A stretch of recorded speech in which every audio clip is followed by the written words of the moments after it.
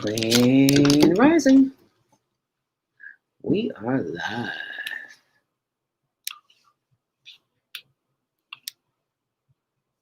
Okie dokie. Everything else is ready as we prepare for today's show. Good Grand Rising.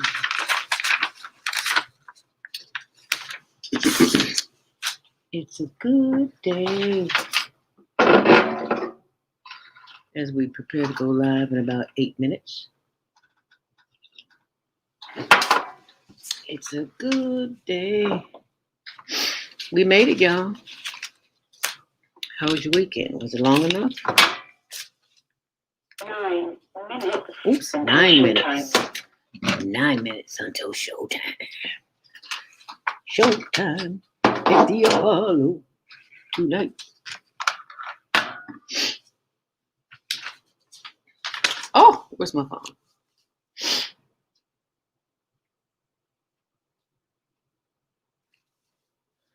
Oh, okey-dokey.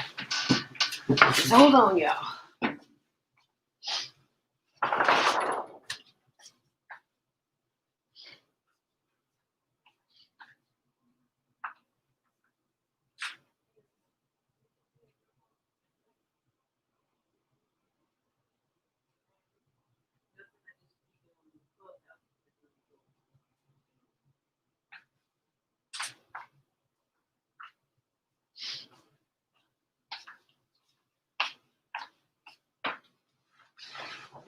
8 minutes until showtime. 8 minutes until showtime.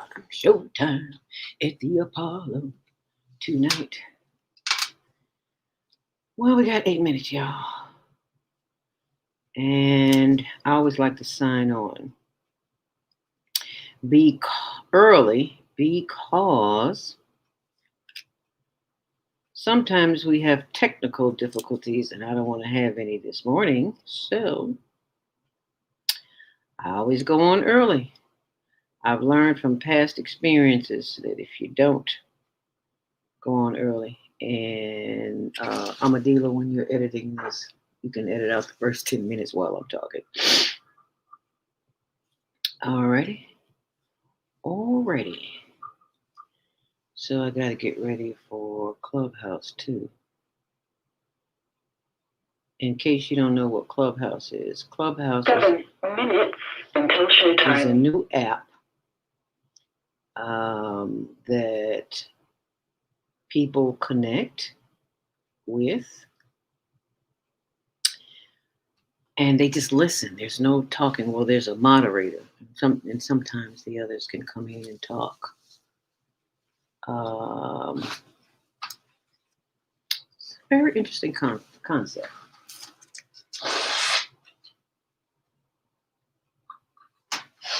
And that's where we do the after show too. Because Naima Latif comes on at 9 o'clock.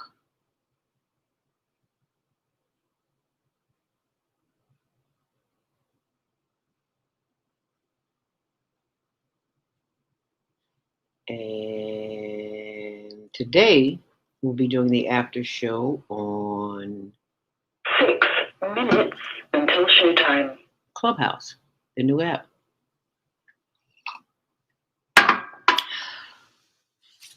I've only been on it just a month, not even a few months, just a month. And the numbers are growing. Let me see what my number is this morning. Oh. What time is it? 6:54.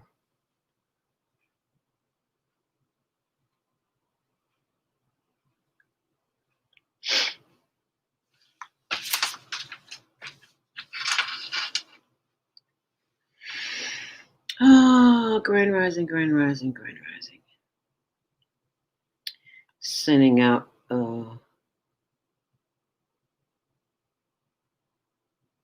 wow. Dr. Simone. 5 minutes until showtime. 5 minutes until showtime. Dr. Simone Gold, Simone. My girlfriend Jody just sent me. Truth about the vaccine. CV-19 vaccine.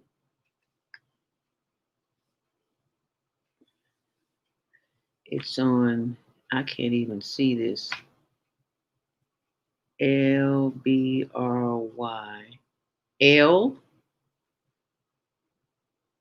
LBRY.TV. Jody says you need to hear this, so I'm going to let you hear it before we start the show because we've got a few minutes.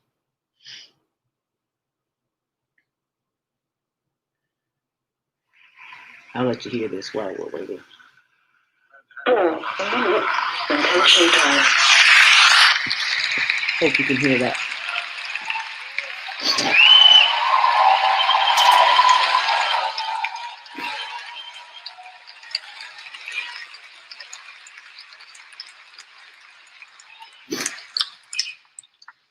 Thank you so much. Thank you. Okay, so thank you so much for inviting me. I come to you tonight with a lot of information about the experimental vaccines, what's called the experimental vaccines regarding COVID-19. I think all of this information will be brand new to you. I know that this was all brand new to me over the last few months. Even as a board certified emergency physician, I did not know a lot of what I'm about to share with you. And I come before you on behalf of America's Frontline Doctors, which is a volunteer physician organization that we started specifically to combat the serious and life-threatening disinformation campaign that has really taken over America and really the entire globe. It's very, very scary stuff. I've been a doctor for a long time. Before me, my father is a doctor. I've never seen anything like this, where we have groups of physicians or scientists and government bureaucrat agencies essentially lying to the American people and people across the world. I have many, many examples. One brief example I'll give you is that the National Institute of Health right now has as its policy recommendation for patients with COVID-19 stating that unless you're in the hospital requiring oxygen, there's no actual treatment available for you. That is a complete falsehood, completely false. In most of the world, non-first world countries, there's plenty of treatment easily available, hydroxychloroquine, ivermectin. Here in America, if you can find a doctor to prescribe it, you get those medicines, or budesonide. There's many options, and this disinformation is why we came public. When we started to speak out around July, a little bit sooner, but we got a lot of attention starting in July. We were promptly, as the pastor said, deplatformed, and it doesn't bother me so much. I know the information. It bothers me tremendously on behalf of all of humanity, right? This is a crime against humanity. There's a physician in the Netherlands who's bringing a lawsuit in The Hague, calling it a crime against humanity. There was a lot of information you haven't heard. There was a Senate testimony about a month ago. A bunch of doctors went and testified. I believe it was Senator Johnson as the chairman. You can find it on our website, americasfrontlinedoctors.com. But the doctors testified that the vast majority of deaths in America would have not ever happened. Not ever happened. Wow. Did I you hear start that? with that because when you Well, understand, you must understand the magnitude of a lie to understand what they're trying to tell you about these. Until showtime. okay, 1 minute till showtime. You can hear the rest of that video on her on IBRY.TV. That's I as in Illinois, B as in boy, R as in Robert, Y as in yellow.tv. That's IBRY.TV. And this is Dr. Simone Gold telling the truth about the COVID-19 vaccine.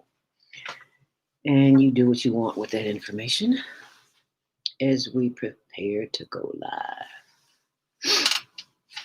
Actually, we're already live, but on the Blog Talk platform. So I just wanted to share that with you this morning. And we'll be starting in another minute, in less than a minute.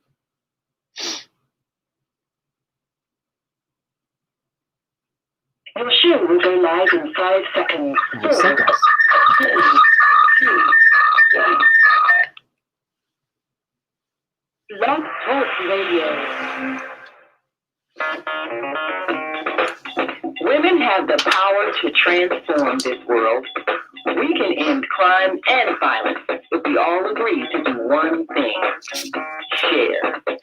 Let's share our wisdom, share our time, share our talent, share our finances, but most of all, let's share our love. This is the Female Solution. Join me, Naima Latif, every morning at 7 a.m. to 9 a.m. Central Standard Time as we bring you stimulating discussions about the issues affecting our lives. If you're listening online at www.blogtalkradio.com/the-female-solution, click the blue button that says follow and get our daily topics every morning directly to your email and your smartphone. Hi, I'm Naima Latif, executive producer of the Female Solution radio show. We invite you to call in 515-605-9325 and participate in this daily think tank as we examine the challenges we face and develop solutions that restore peace and harmony. The world from the way it is to the way it should be. We are one. Wherever we live on this earth, we are one human family. On behalf of our team of radio hosts, I'd like to extend a greeting to all the members of our family, whenever and wherever you may be listening around the world. To our family in China, Ni Hao.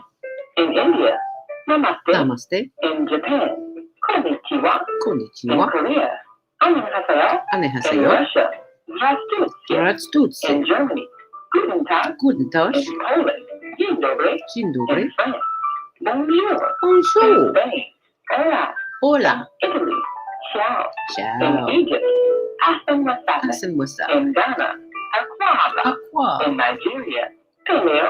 In Paleo. South Africa, Salbona. In Sabona. Senegal, Nangade. Nangade. In Kenya, Jambo. Jambo. In Israel, Shalom. In Shalom. Pakistan, Afghanistan, and Saudi Arabia, Assalamu alaikum. Assalamu alaikum. And may peace be upon you all.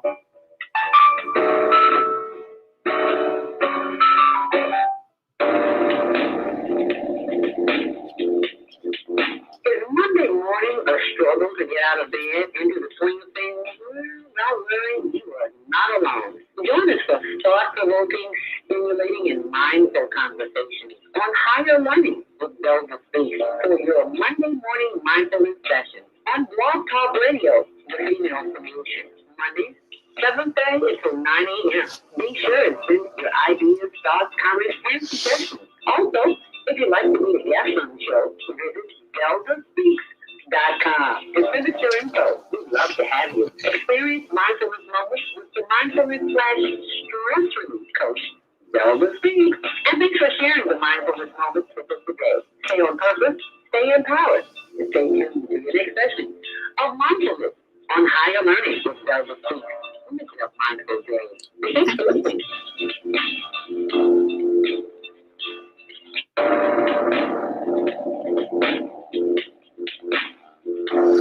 Grand Rising.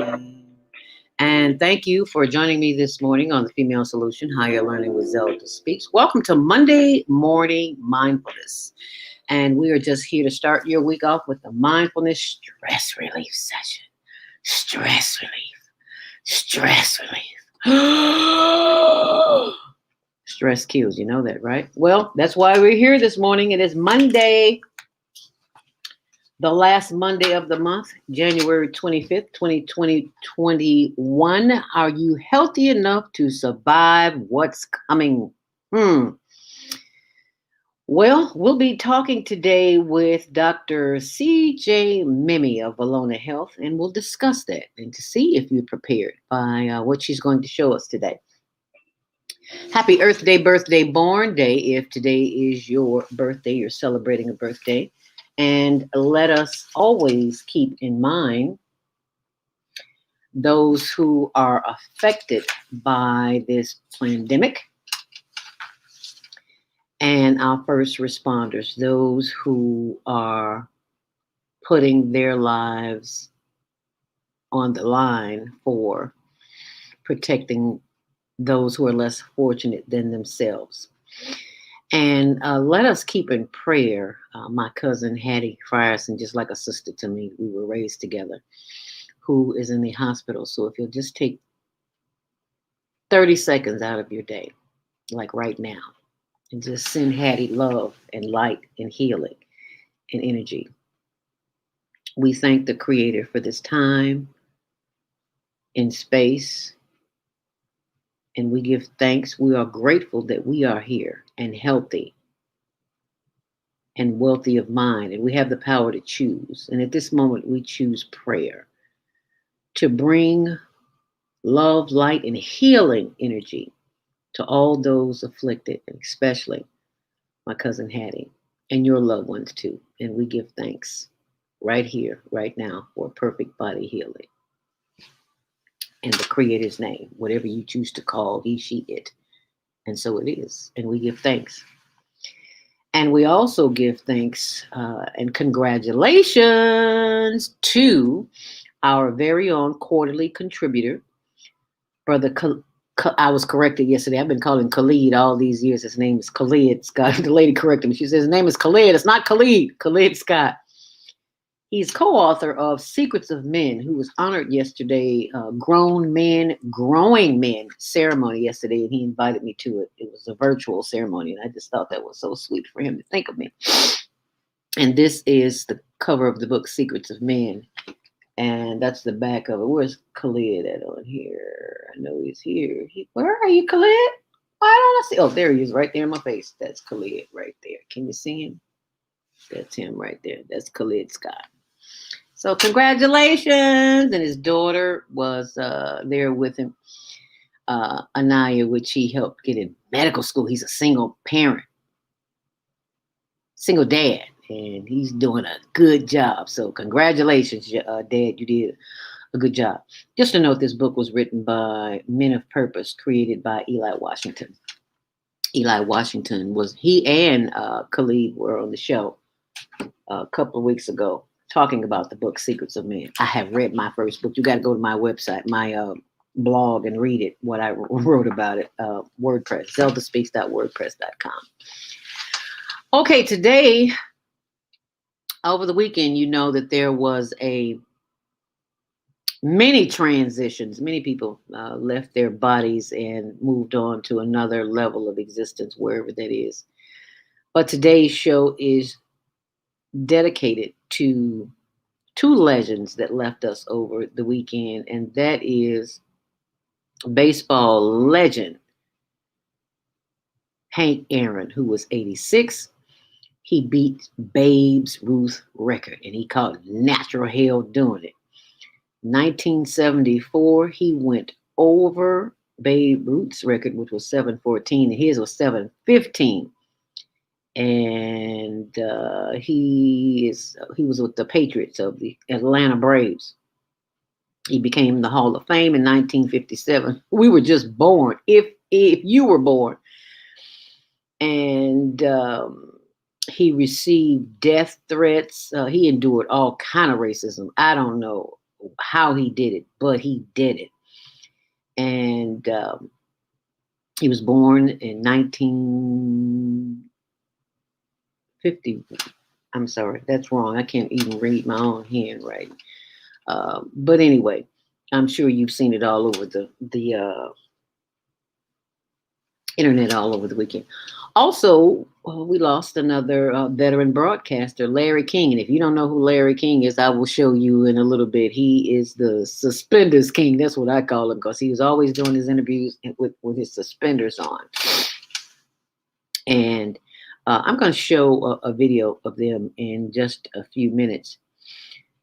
If you didn't hear last night's show with Beato on Soul Purpose Healing, she talked about how Hank Aaron made his transition because he took the COVID-19 shot and he succumbed to the spirit of Jezebel. That's from a spiritual perspective. Jezebel is in the Bible. You know that, right? He succumbed to the spirit of Jezebel. And if you have not seen or heard the show from last night, you can always go back in the archives. It's always there. blogtalkradio.com, Soul Purpose Healing. And you can also hear Viata Show on Facebook.com, Soul Purpose Healing. That's SOUL, Soul Purpose Healing. If you're listening online this morning, thank you so much for joining us, our new Clubhouse members. And Clubhouse is an app that's only available on iPhones. I didn't make the rules. They just, anyway. So if you have an iPhone, you can only get on by being invited. And I'm grateful that Candy Condi of Genius Talks invited me. And her information is on my blog as well, zeldaspeaks.wordpress.com. So go there and check it out. You'll see some information there. And if you'd like to join the conversation this morning on Monday Morning Mindfulness, you can call in at 515-605-9325. Remember, you got to press 1 to speak. We're also live on Facebook, Zelda Speaks, as well as HLN TV show and diabeticdonut.com. On Instagram, it's Zelda Speaks 2, the number 2 and the letter U. And all other social media, Zelda Speaks, as well as my YouTube channel, Zelda Speaks. But be sure and join us on Clubhouse with the after show at 9 a.m. And our executive producer, Naima Latif, will be joining me. Be sure and go to pixely.com, Pixelly, pixely.com. It's a new social media site designed by the Women's Network Group. You know, there's not a lot of women in tech because it's a big boys club. So you got to support the women. And remember to set those DVRs, for the Higher Learning Network TV show, which airs Tuesdays at 6, Wednesdays at 1 on Channel 19, and 24/7 on the World Wide Web at Higher Learning TV Show on YouTube. Higher Learning TV Show. And be sure and download the Higher Learning Network app. We have an app. All you have to do is go to Google Play Store or the App Store and download it, and it's there for you. While you're there, be sure and download my free PDF at diabeticdonut.com, where if you have type 2 diabetes or you know of someone who has it, it's a free ebook. So go there and download it. And if your grocery bill if you've noticed the prices are creeping up, well, that is because things are costing an arm and a leg. That's why I just got my second shipment in yesterday of seeds, because I'm about to grow me some collard greens, some turnip greens, and some kale, and some arugula, and some turnips, and some cucumbers, and tomatoes, and all that stuff. But I'll let you see it later. It'll be on my blog, okay? Zelda Speaks.wordpress.com. And if you want to see my tower garden or how you can start your own tower garden, you go to zeldarobinson.towergarden.com. For pain and inflammation, go to zelda.now.site, SITE. Today's weather and traffic is sponsored by Karen Kelly of ITEX.com. Winter weather advisory, high today, only 32 degrees. Freezing rains, icy conditions. There is a winter storm warning in effect. 6 to 8 inches of snow, people. If you're going out, you better go out today because you may not make it tomorrow. It's the biggest storm we've had all winter long. As we take a look at Metro and CTA, no delays inbound on the Kennedy. It is 18-15 on the outbound, 25 on the Eaton's inbound, 20 on the outbound. 28 inbound on the Eisenhower, 24 outbound. On the Stevenson inbound, 18-15 outbound. On the day in Ryan, it is 15 in, 12 out. Bishop Ford and Lakeshore Drive are both 11 in and 10 out. And that's your traffic and weather, sponsored by Karen Kelly of iTex.com. As we have the honor and privilege of sharing the dedication with you for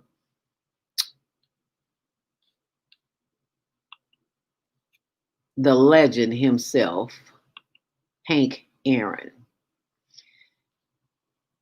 who endured all kinds of racism. I don't know how he did it.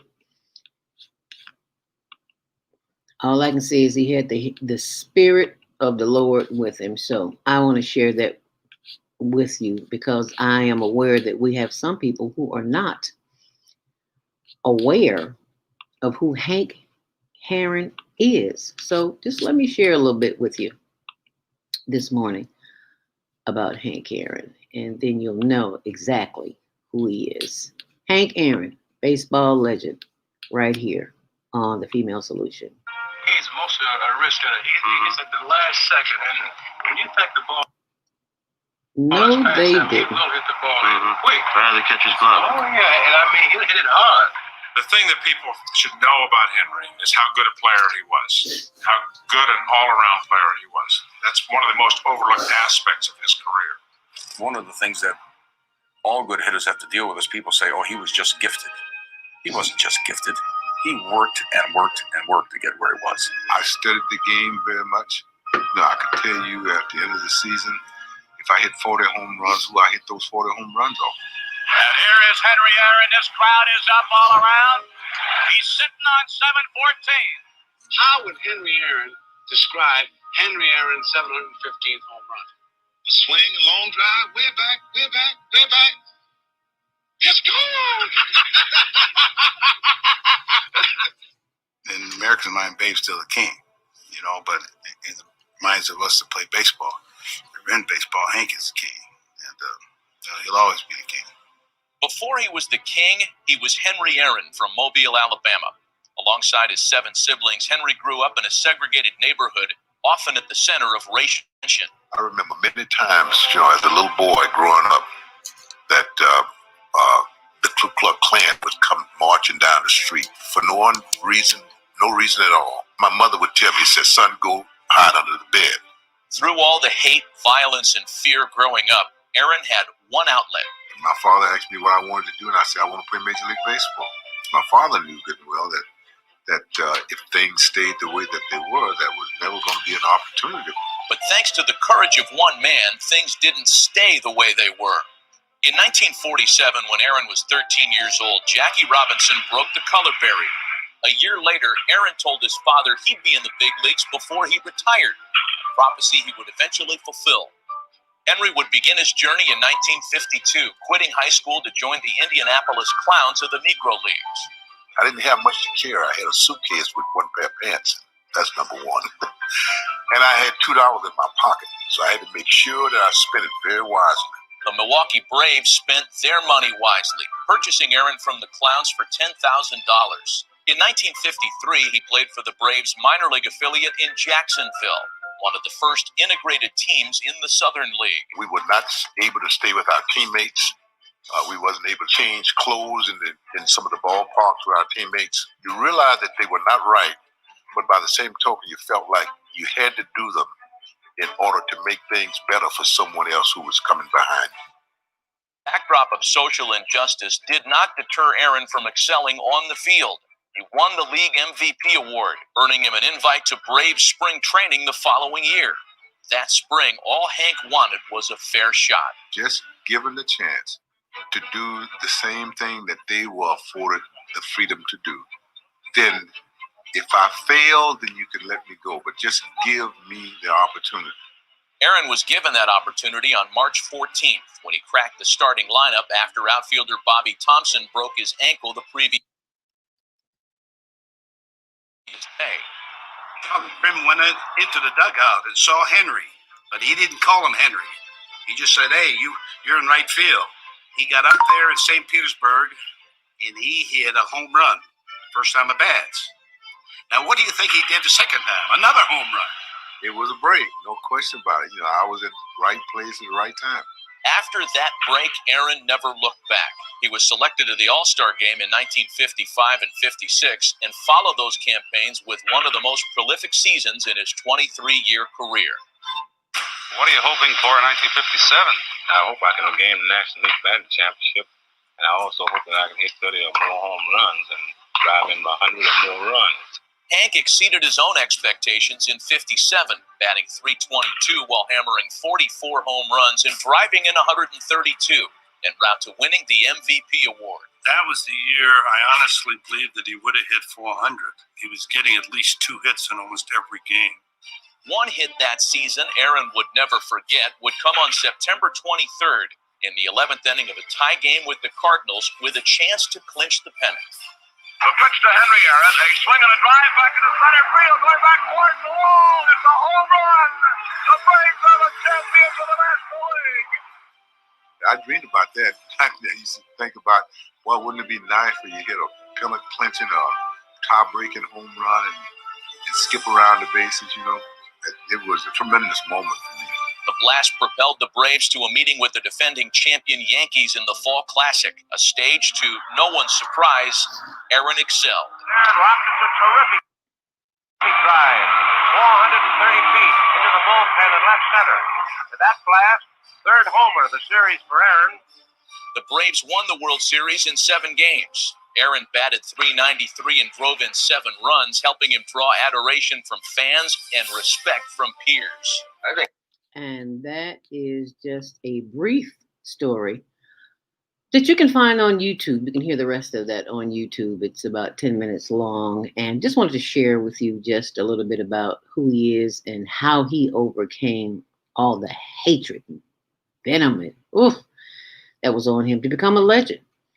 And unfortunately, he succumbed to the spirit of Jezebel. And if you want to know what that is, go back and listen to Viata's show last night on Soul Purpose Healing.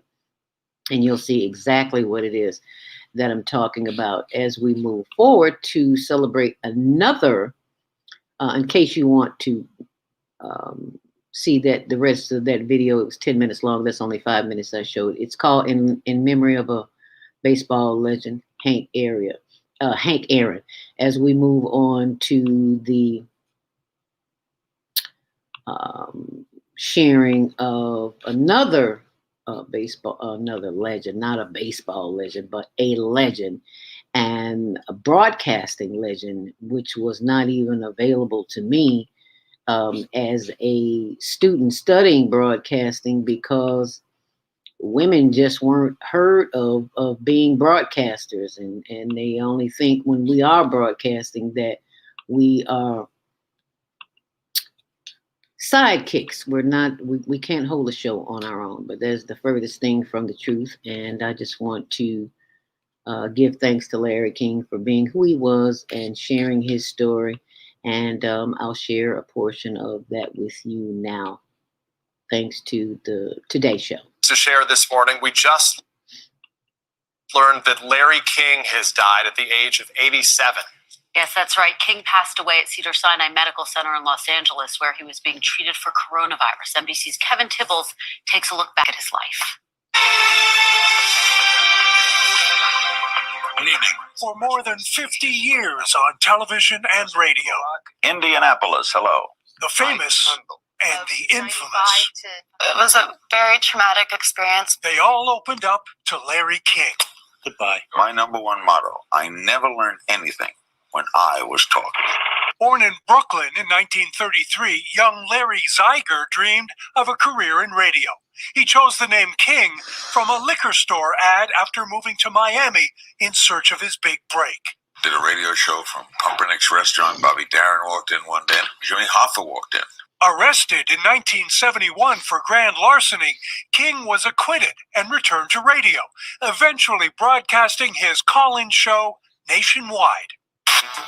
Welcome to Larry King Live. In 1985, Ted Turner lured him to the fledgling CNN. Any personal regrets?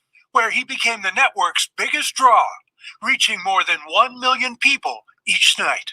We can stop that without NAFTA, and we can stop that with a good NAFTA. How do you stop that without NAFTA? His 1993 NAFTA debate was viewed by 11 million, setting a new record for a cable broadcast.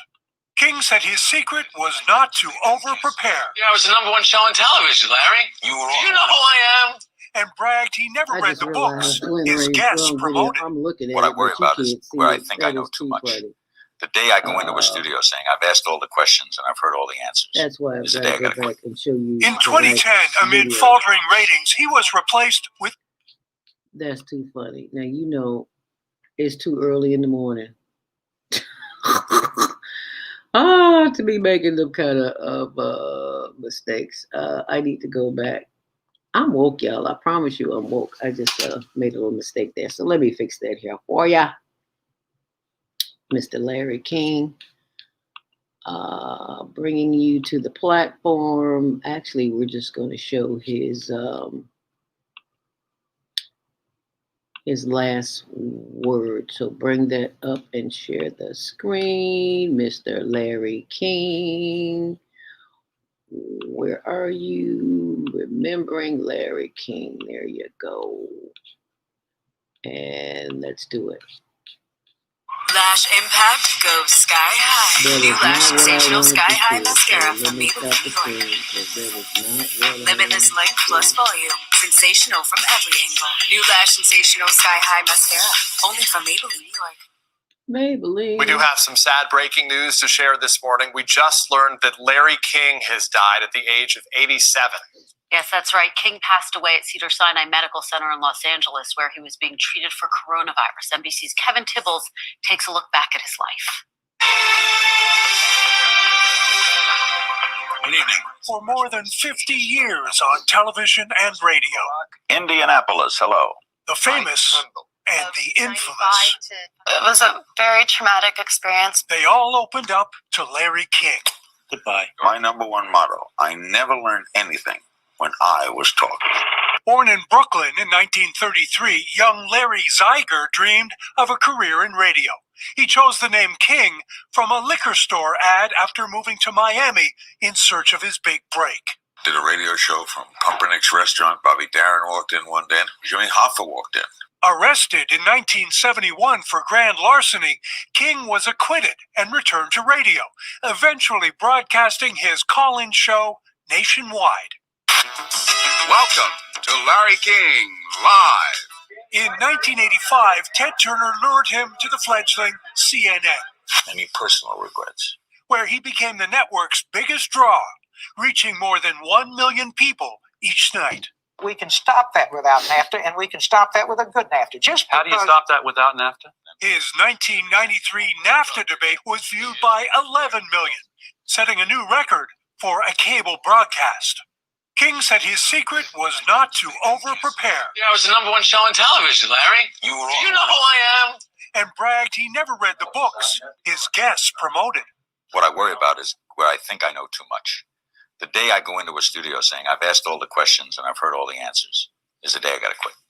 In 2010, amid faltering ratings, he was replaced with Piers Morgan. For now, for here, it's time to hang up the nightly suspenders. But rather than retire, he took his show to the internet, and later, Russian broadcaster RT. I just want to make sure that the election is 100% fair. A lifelong Dodgers fan, King survived a heart attack in 1987 and was married 8 times to 7 different women. I never thought this is strange.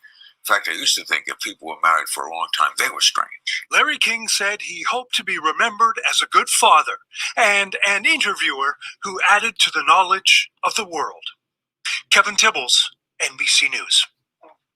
What a legacy. And he was the greatest interviewer. That was Appointment TV. I remember watching him with my parents every night. I think everybody does, and then he gave his final word, him signing off. That was so memorable. I just want to share that with you. His final words. That is Larry King's final words going off the air.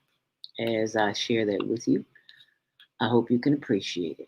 It's not very often in my life I've been without words, but I want to thank everybody associated with this program, all the people behind the scenes, as I mentioned, Wendy and the staff, the floor people, everybody who makes it possible, even the suits at the top. I love them too. When I started 25 years ago at a little studio in Washington, D.C., I never thought it would ever last this long or come to this. So I'm going to go on, do a lot of other things. We're going to do specials here on CNN. I'm going to be seen in other places, do some radio work, be around baseball. So you're not going to see me go away, but you're not going to see me here on this set anymore. For 2 weeks, they're going to be playing highlight shows. I don't know what to say, except To you, my audience, thank you. And instead of goodbye, how about so long?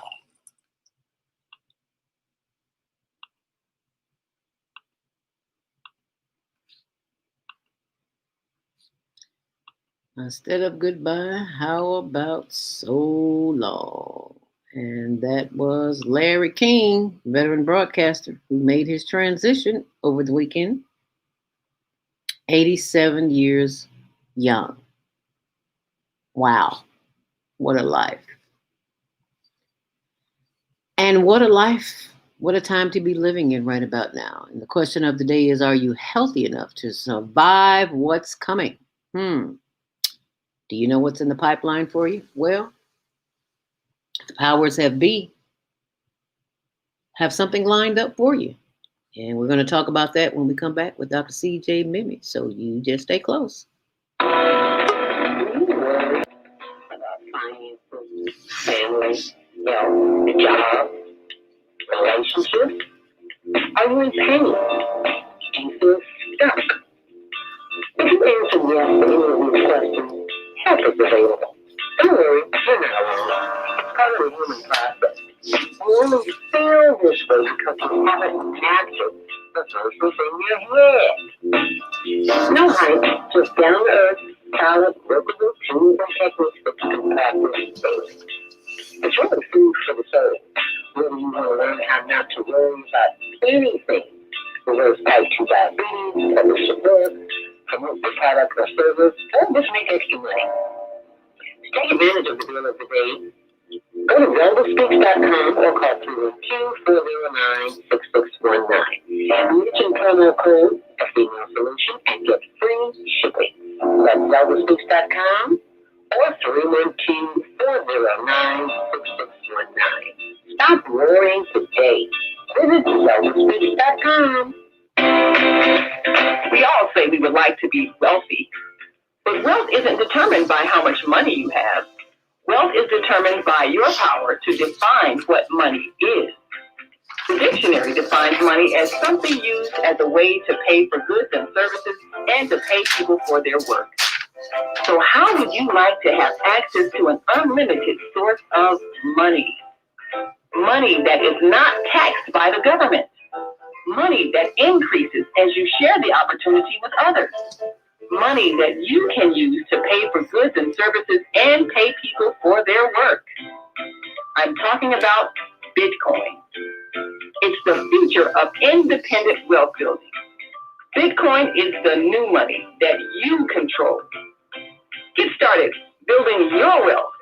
Call 312-849-3456. That's 312-849-3456. Are you constantly arguing with your spouse? Are your children misbehaving and acting out? Someone in your family who's enjoyed? Have you been a victim of domestic violence? Are you grieving over the loss of a loved one?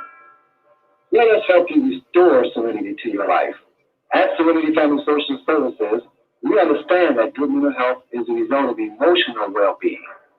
Our goal is to assist you and your family in removing emotional distress and restoring harmony and balance to your lives. We offer individual, couples, and family counseling. I'm Howard Williams, CEO of Serenity Family Social Services. Call us today at 312-315-4820. That's 312-315-4820.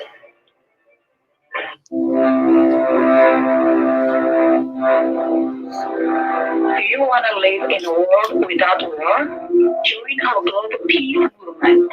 Heavenly Culture World Peace and Restoration of Life transcends culture, religion, ideology, and other boundaries to achieve peaceful harmony in the global society. HWPL is committed to bringing world peace and cessation of war through peaceful dialogue between religious groups. I'm Director Shinsu Kim of the HWPL Chicago branch of North America. Join us for our next gathering. Call 73580-1501 and be a part of the movement for world peace. email us at chicagohwpl@gmail.com. Hi, I'm Dr. CJ of Valona Health, where we combine orthopedic manual therapy and neuroscience to treat the whole person. Our tip for the day is keep it moving. Doesn't matter how, just keep it moving, doing something you enjoy. Walking, dancing, rolling on the floor with your dogs or kids, really anything. The body craves movement to keep the bones, joints, and the muscles happy. Even our mental health and internal organs and digestive system rely on our movement. Thanks for being a part of the Higher Learning Network, the Female Solution. Woohoo! And that was the voice of Dr. CJ Mimee of Valona Health. Yay! Welcome to the podium. Welcome to the show, Dr. CJ Mimee. Thank you for joining us this morning. Thank you for having me. You're so rosy. I love it this morning. You're glowing. Were you rolling around with the dog before this morning? You're glowing. I know the dog makes you happy. So what did you do this morning? You're flushed. You look wonderful. What did you do? Well, every good morning should start with a plumbing adventure. And then running around the block with the dog. Okay. That will do it. And that's one of the reasons why I don't have a dog, because you got to get up and walk those suckers every day. What, 2-3 times a day? Do they use the bathroom as much as we do? It depends on the dog. We have, our dog is a hunting dog mix. So she's very much a working woman, and she needs an hour in the morning, an hour at night to be like just a little bit stable. I mean, by stable, I mean, she's a puppy, so she's a year and a half old. So she doesn't move yet. She's got lots of energy. Right. And she's a good dog. She just needs to move. Okay. Just like we need to move. And speaking of movement, I had some movement issues this morning. Yesterday, I was on Zoom calls all day. So, of course, I neglected the gym. I said, well, if I don't go to the gym, at least I'll stretch. I didn't do that either. Couldn't get out of bed this morning. I pulled out my old tools from my old therapist, because I am in therapy, and I could hear your voice in my head from the promo I just played. You got to keep it moving. If it's just roll around and play with your dog or turn on some, you got to keep it moving. I didn't keep it moving yesterday, so I suffered today. But thanks to those exercises, I'm moving this morning. I wouldn't be here. I'd be broadcasting the show from my bed. So thank you for being who you are and sharing those tips with us on how to keep it moving. And I got to ask this question because I don't know a lot about dogs. Do you have to walk her an hour, 2 hours every day? An actual hour? Well, so because she's a hunting dog and she's got a little bit of cattle dog in her as well, she's really, truly is a working woman. She would be thrilled to be on a farm. She's an exception, I think, because she needs it.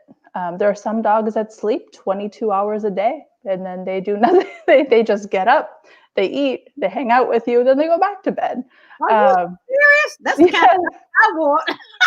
Right, a friend of ours has a Basset Hound mix. And they actually took him to the vet when they first got him because they were trying to figure out why he was sleeping so much.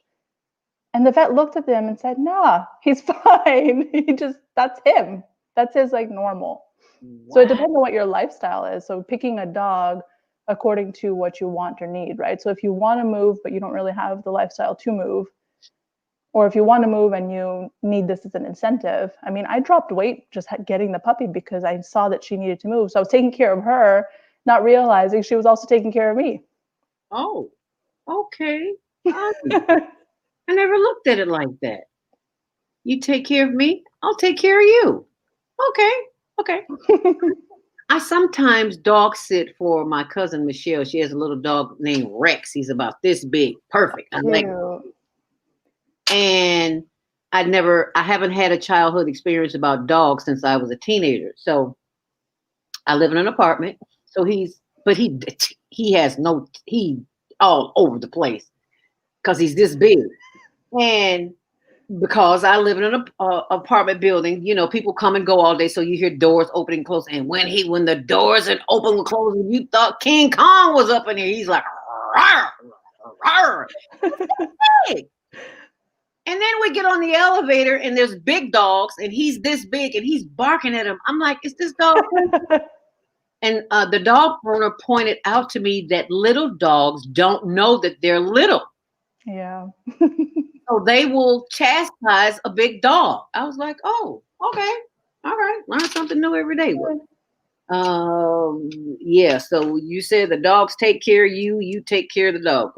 So that was a learning experience for me. But taking care of dogs is that's a whole other show. Right now, we want to talk about, are you healthy enough to survive what's coming?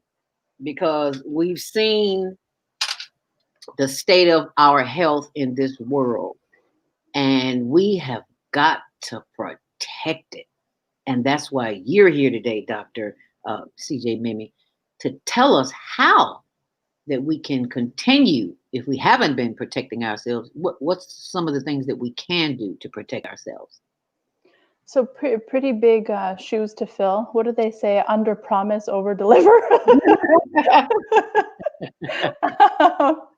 So I would love to talk about movement. It's been interesting, actually, reflecting on the last year before coming on the show this morning, amidst, the plumbing and the dog and all that stuff. And I was thinking about, what trends have I seen in the last year with my patients? And I think you're correct. I mean, our lifestyles have changed, right? So we were literally locked into our houses, couldn't go out for a period of time because we didn't know how to go out safely. People that have had back pain in the past, on and off, or people that have had, like a low grade back pain forever, saw an increase in their back pain in the last year. Right.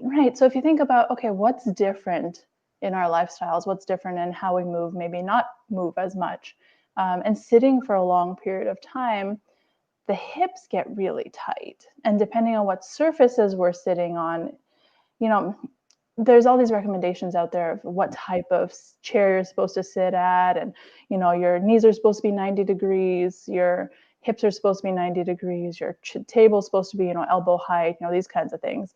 But really, what they're saying is that your best posture is your next posture. So it's emphasizing this, like, continuing to move. It's fine and dandy that we have these recommendations, but if you sat like a robot in that exact position all day long, your body would still complain. So that's what my body is doing, is complaining. Okay. Okay. The body complains. Now, you said your next posture is your best posture. Did you see how I sat up when you said that? I know, I try and resist saying the word posture in clinic because it doesn't matter who it is. Every time I say posture, everybody low-key goes, yeah, I sit like this all the time. Yeah, right. Who sits correctly? We've been sitting incorrectly since birth. Now, I need you to, can you show us or demonstrate? You said the hips need to be at 90 degrees because when I went to PT last week, a therapist gave me a band to put on my knees to practice getting up when I get up. Sure. And he looked at my knee and he said that when I go to raise up, this leg goes inward a little bit and then I get up. He says, that's not the way. That's why you have issues. So he gave me a band to practice. And I noticed immediately, Dr. CJ, results immediately. I was like, oh, okay, yeah, I got to do this for 6 months. No, it's a lifetime. It's not for 6 months. It's a lifetime. But just to be aware. When I saw his leg go in, I was like, is that how I look when I stand up? He's like, yeah. So I need you to show us what the hip looks like at 90 degrees.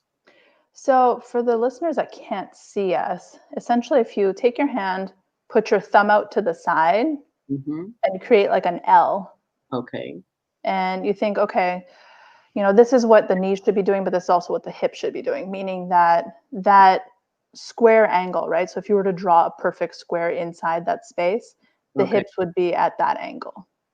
So if the finger is your back and then the leg, the upper leg, the thigh is your thumb.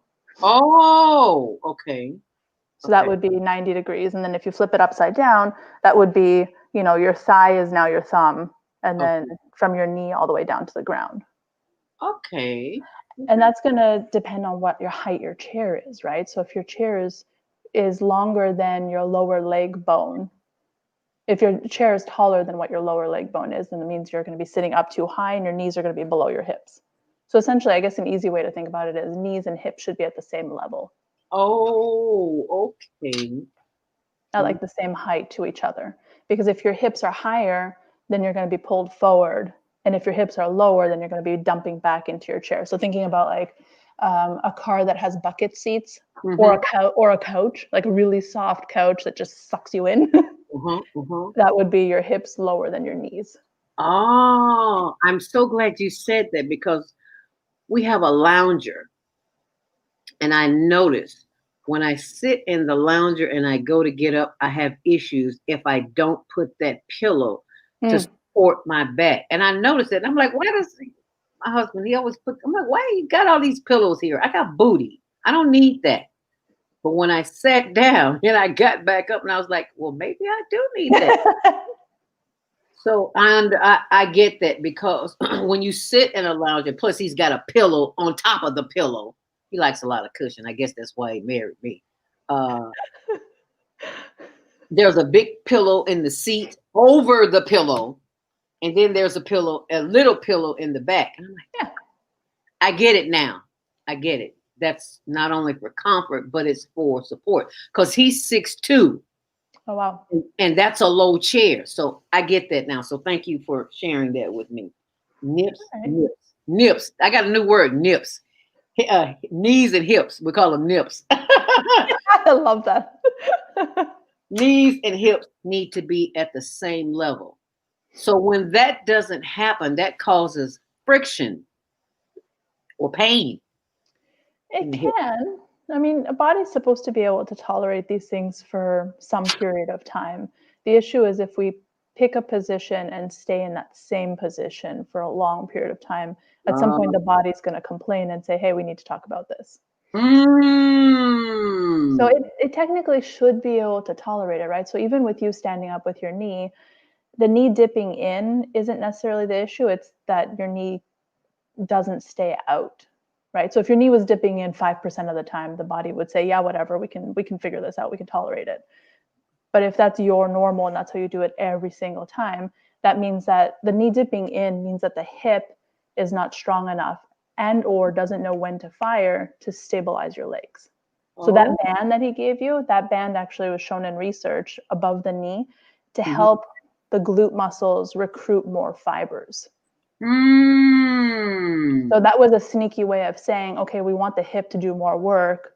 Let's give it some outside feedback, and kind of the band is supposed to be squeezing your knees together. So you're fighting the band, right? Yes. Okay. This is beginning to make sense. Okay. You doctors know all this technical stuff, and it's like, I'm just little old me. I'm just trying to figure out how to sit up straight and walk here and get up out the bed this morning.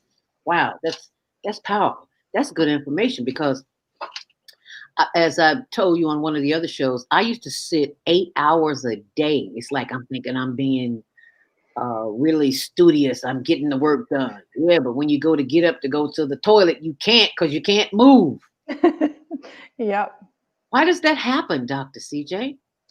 So a muscle tightens up in response to a couple of different things.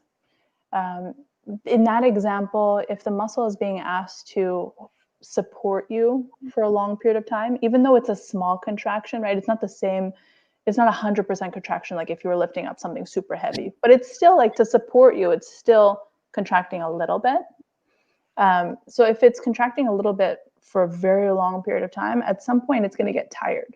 And when it gets tired, its last resort is to say, okay, I'm just going to bind this down and be done with it. Okay. Another reason that muscles can get tight is that if the joint that it's supposed to be moving is stiff, then it has to work harder. So the analogy I usually give my patients is actually a door hinge. So if you have a door that has really stiff hinges, it's going to take a lot of effort to close and open the door every time you try and go through that door, right? But if you go through and loosen up the hinges, then you can open and close that door all day long, and it's going to feel like zero effort. Okay. So sometimes it's not necessarily stretching muscles, but it's actually getting the joint itself moving. Mm. We blame a lot of things on the muscles, the poor guys. Oh, okay. Wow. I never thought of that. Okay, because we have muscles, tendons, ligaments, and all of those are wrapped. They all work together in essence. They all work together. So if one is out of whack, there's a chance another one's going to be out of whack. I see a right moment there. Sorry, I got excited.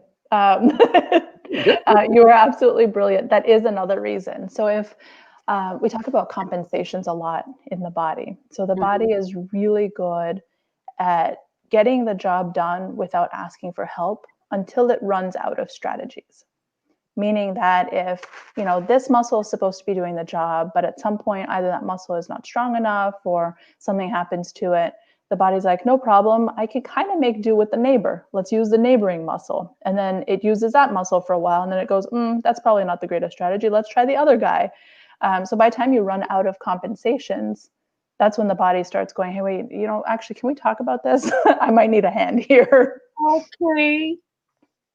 So the body is always talking to us. The question is, are we going to get quiet long enough to listen to it? I could hug you if you were here. I guess then if it wasn't COVID, I owe you one next time when COVID's done. Yes, and that's exactly it. So I'm in clinic. I don't really talk about pain.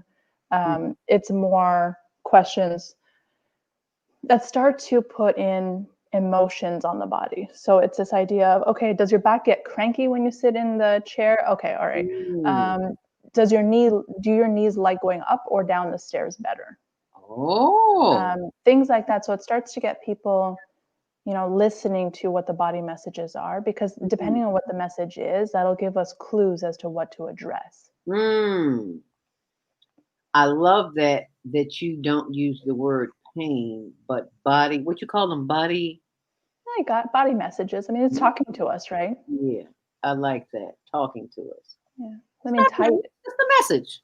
Yeah, I mean, because tight is different than pressure is different than pain, right? So even within pain, there's still like burning, numbness, tingling, and that would take us more down the route of, oh, okay, maybe a nerve is upset, and then trying to figure out which part of the nerve is angry. If it's more a tight and a pressure, then we go, okay, is it the muscle or is it the joint? So that's why I don't use the word pain. It's too vague. But if we can start getting details out. Okay.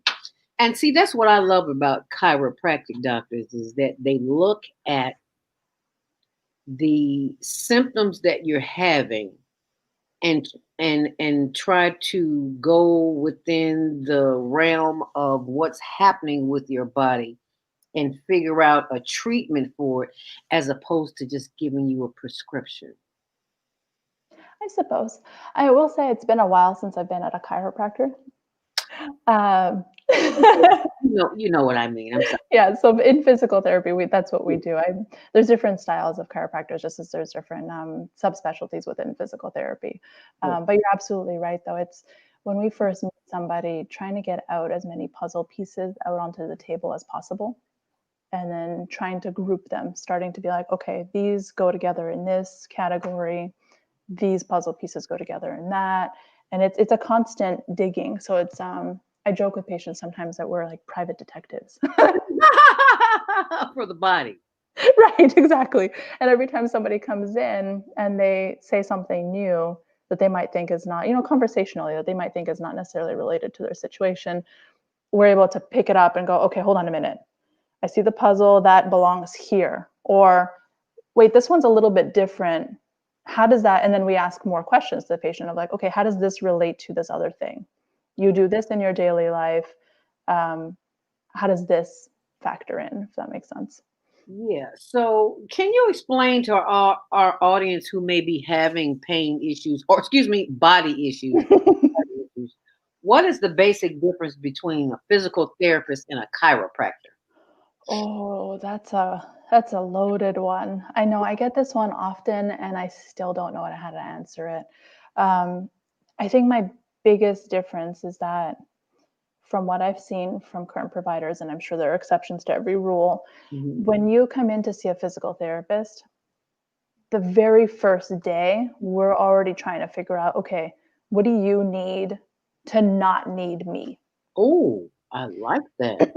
I've met a lot of patients that have had pain for decades. I mean, this is not something that's coming off the top of my head. I mean, really, truly, this is patients coming in for something seemingly unrelated, but they end up telling me, as we get to know each other better, that they've been seeing a chiropractor for decades, and that they still see this person once a week, but they still have pain.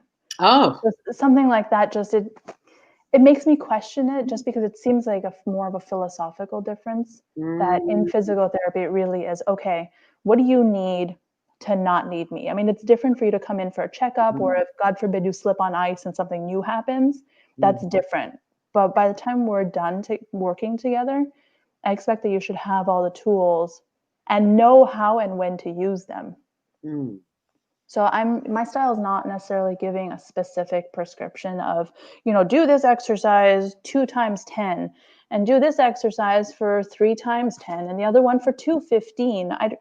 It just doesn't make sense to me, because the body's going to be different every day. Depending on how stressed you are, how well you've eaten, how well you've slept. Maybe you had to move around a lot. Maybe you didn't move at all. I mean, the body's performance changes every day. So honestly, I would rather teach somebody how to talk to their body, how to figure out, okay, let me start the exercises, because something is always better than nothing.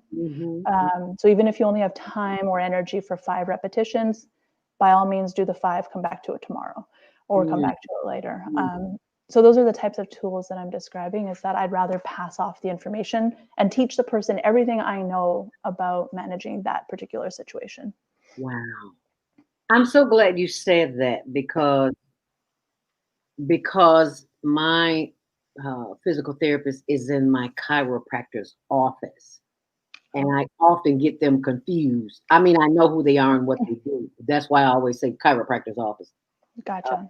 Because Dr. J is the chiropractor, and Dr. O, name so long I can't say it. I said we just so he's the physical therapist.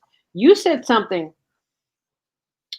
that a lot of people I know, because I've had it myself. And yeah, I'm getting body messages right now. It's time for me to move. I can feel it. I got a little, I don't know what it is, but I just know it's time to move. Tingling. People always get tingling.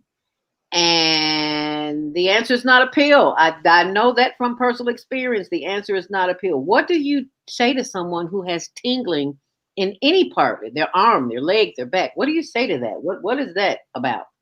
So, sorry.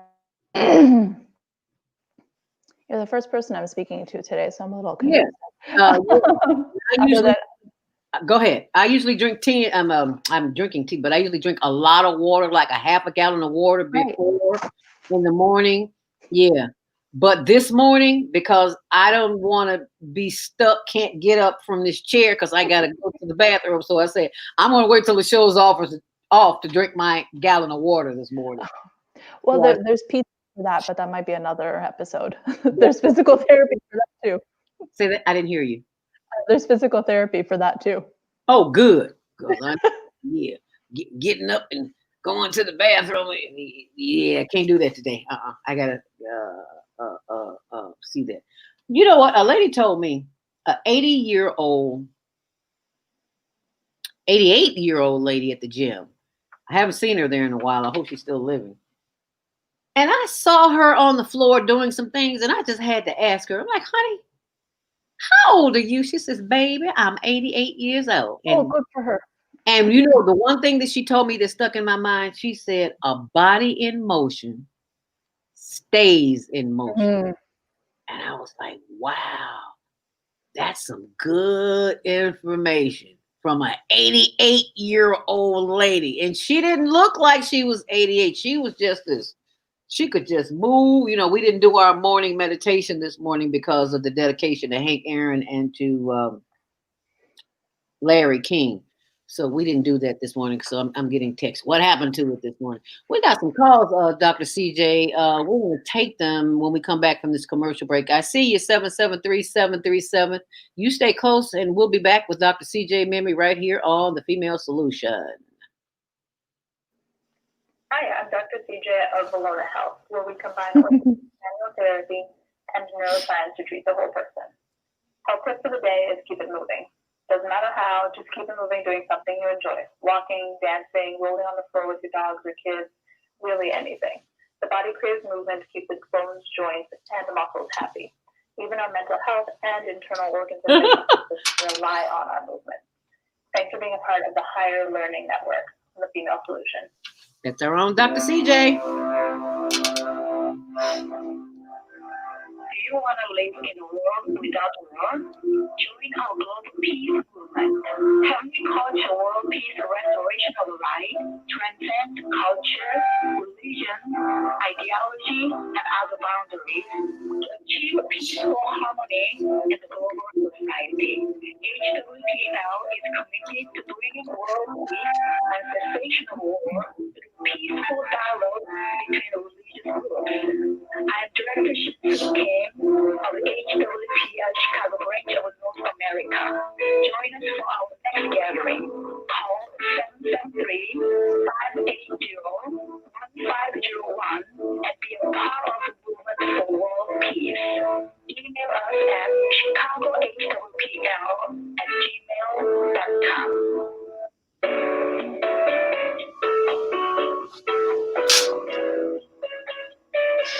This is Minister Cynthia Marie Williams, spiritual counselor and advisor. I invite you to a private reading in the areas of business, health, finance, relationships. My introductory cost of $20. Please call because there is a higher power that can help me help you. 312-802-4743. Peace and blessings to you all. Call me, 312-802-4743.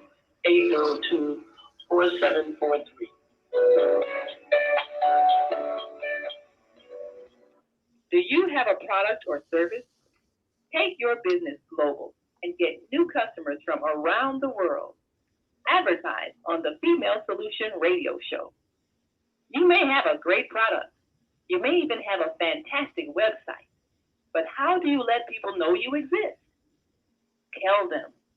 Promote your business on one of the most dynamic shows on Blog Talk Radio, The Female Solution. You'll reach an enthusiastic audience of more than 100,000 loyal daily listeners with a specially designed 30-second ad that will drive customers directly to your website. We'll send you statistics as tracked by Blog Talk Radio to let you know the numbers and demographics of those hearing your advertisement. Your ad will run during the live 2-hour morning show from 7 a.m. to 9 a.m. Central Standard Time, and it will be heard all day long by listeners who listen to the archived show. You'll reach our worldwide audience on their laptops, iPods, iPads, and cell phones. Watch the orders for your product or service increase. Just go to our website, www.naimalatif.com. That's www.naimalatif.com. And click on the radio advertising page. Do you or your organization need space for an event? Call the Corey Event Center at 2423 East 75th Street in Chicago for your parties, banquets, award ceremonies, repasses, concerts, and business seminars. Available 7 days a week. Now under new management. Call us at the Corey at 773-663-2557. That's 773-663-2557. That's the Quarry, and we're live back here on the air with Dr. CJ Mimee.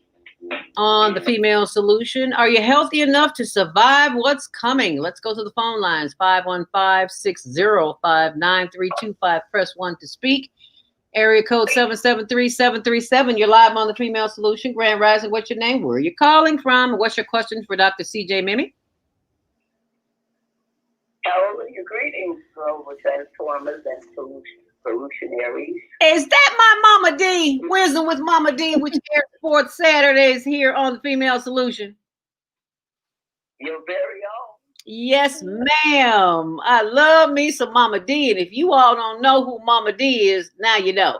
You've got to go back and listen to the show.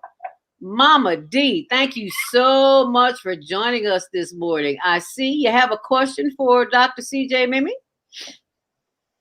Yes, I've been dealing with most of the issues that she has been discussing. One of the things is I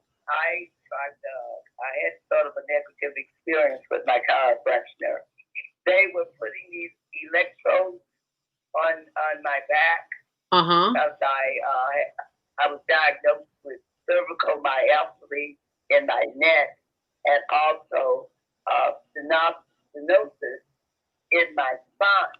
And earlier on, they about 20 years ago, they recommended surgery, but they said we can't guarantee whether you're going to be better off or not. I'm just going to do this surgery. No, what else? So they said, well, we can give you steroids and you won't feel anything. Like with the new vaccine, you won't feel anything. I said, but if I don't feel anything, how will I know whether I'm getting better or worse? So what else you got? We can have pain management. I said, well, what is that about? Well, that's about giving you pain until you die. I said, no, that sounds like it's going to make me a drug addict. So I can't volunteer for that. No, that's right. They said, well, what about physical therapy? I said, well, tell me about that. So they started physical therapy, and this really worked. I would get my neck cranked up on this special kind of bed, and it would go down. But then they stopped doing those kinds of treatments. So recently, I have get back to this experience that I had with the chiropractor. They would put the little electrodes on my back. I felt this burning sensation. And I was asking people like, look, can you see something in my back? It's really burning. Take a look. No, I don't see anything there. In about 4 or 5 days, it was a black line. It was like a microwave oven. Those electrodes had cooked me from the inside. And I was feeling the burning before it showed up as this burned black line down my spine. So that was my experience with the chiropractor. But anyway, my situation with now is that I had an injury that didn't fully heal in my spine. So on my left side, from it's worse on the left side of my neck, my shoulder, my back, all the way down. So what's been happening is I've had, because everybody knows that, all my medical people know that I resist pills. It's all in my chart. So they said, well, and I had so much pain in my shoulder, in my arm. Now, the last couple of weeks, it's gone to tingling in my hand on that same side. So what I was told was, we're going to give you this medication that you could just rub it on. You know, doctors never know what's in the medication. Find out when you go to the pharmacy. So when I went to the pharmacy and I saw what was in that medication, you know, heart attack, stroke, and I don't even know how they recommend this stuff. It's poison. I said I can't put that on my body because you're giving me the same thing in pill form, in lotion or in this tube form that you were giving me with the pill. Mm-hmm. And I don't know why I didn't connect those dots. But I said, no, I can't put that on there. I'm not going to volunteer for a heart attack. Beating up folks, and just the list went on and on. So what I did was, I got the Tiger Balm, and this is a natural product that I got from the health food store, and it seems to be doing pretty good. But tingling has flared up, and that's kind of my concern because I'm having the tingling and it's pain. It comes and goes, but when it's there, it is really terrific. But my question to you was about pelvic health. I think as you the Kaluga muscle, because I had overactive bladder and I got biofeedback training for that, and they taught me how to calm. This is what the doctor said: calm that bladder down. So I know how to calm that bladder down. That's biofeedback. I need that exercise, Mama D. Calm that bladder down. Right, but what happens is you really need pelvic health. And so would you elaborate a little bit more on pelvic health and what is it, the clear, the muscles with the K? Because it teaches you how to just really, well, you explain a little bit about the pelvic health, and do you recommend it, especially as you age and the internal muscles start to atrophy a little bit? So could you speak to that pelvic health? Yeah, definitely. And Mama D, I'm so sorry to hear that you're hurting. If you wanted to talk about it offline, I have some ideas of things that you can try that are not medications. I'm thinking, acupuncture, physical therapy, a couple other things that we can chat about, especially for the tingling, because that's something that I'm interested in, curious about. So with pelvic health, I don't do any internal work myself, but having blown out my pelvic floor on a trampoline in 2012, I know it was very interesting. My primary care was convinced I had a urinary tract infection. I kept telling her, I was like, I do not. And it was actually, it was then that I found out there's actually pelvic floor subspecialty within physical therapy, and they are amazing. I went to someone in Boston before we moved to Chicago. I'm from Montreal originally, but went to grad school in Boston, and it was interesting because I learned through them that although everybody promotes, Kegels as like contraction, that in some people, whether it's trauma related or otherwise, the pelvic floor can be too tight. So as with anything, right, we need flexibility and strength. We don't need one or the other. They work as a team. So pelvic floor specialists can help you identify whether or not you need to like strengthen and tighten, or if you need to loosen and chill it out. So kind of what you said about, calming the bladder, which is why it's difficult to see all these popular things on, circulating around social media, and then the ads of, oh, here, buy these weights that you put in there and strengthen the pelvic floor. And by the way, men have a pelvic floor too. I found that out from a guest. Yes. So although PT is trying to change its name from women's health to pelvic floor physical therapy, because everybody has a pelvic floor and it's super important. There's also backdoor leaking as well as front door leaking. Yes. Really? So it's a very real thing, and it's not just after pregnancy. In my case, it was after a trampoline for an hour. Wow. Yeah, so it's really helpful, and that's something that, Mama D, when you were talking about it, I'm Greek, and sometimes a Greek fire starts to bubble because I really care about people, and I will say that fire usually bubbles when I hear a patient come in, they say, oh, I was told I had a kid, or I'm getting old and this is normal. I'm like, no, you don't have to accept this. You can go find help with somebody that specializes in pelvic floor, and they can walk you through what to do, right? So it's not just the pelvic floor. It might be that you need to do some abdominal exercises, not crunches, and that's a whole other discussion. Please just walk away with the one thought of it's not crunches. But it might be hip strengthening. There's so many things. The body is a system. So even with leaking,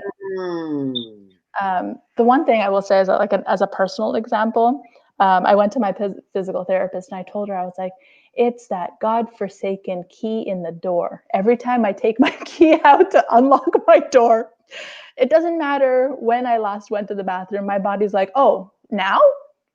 I'm like, no. And then it was always this fight to get in through. This was when we were living in Boston in an apartment. So there were, 5 locks or something crazy like that. So there are also not just the physical things of the pelvic floor, but the behavioral things as well. So if you find that you have a specific trigger, for me, it was that key in the door. The second I touched my keys, the body was like, now. So she would tell patients that if you feel like when you get to your door and that reflex hits that you need to go to the bathroom, walk away from the door, which I thought she was totally nuts. I'm like, oh no, that's a bad idea. But starting to break that pattern. And then once I managed to get into the door without losing everything, then she would say, okay, so what do you like in life? And I'm like, well, I'm a crazy plant lady.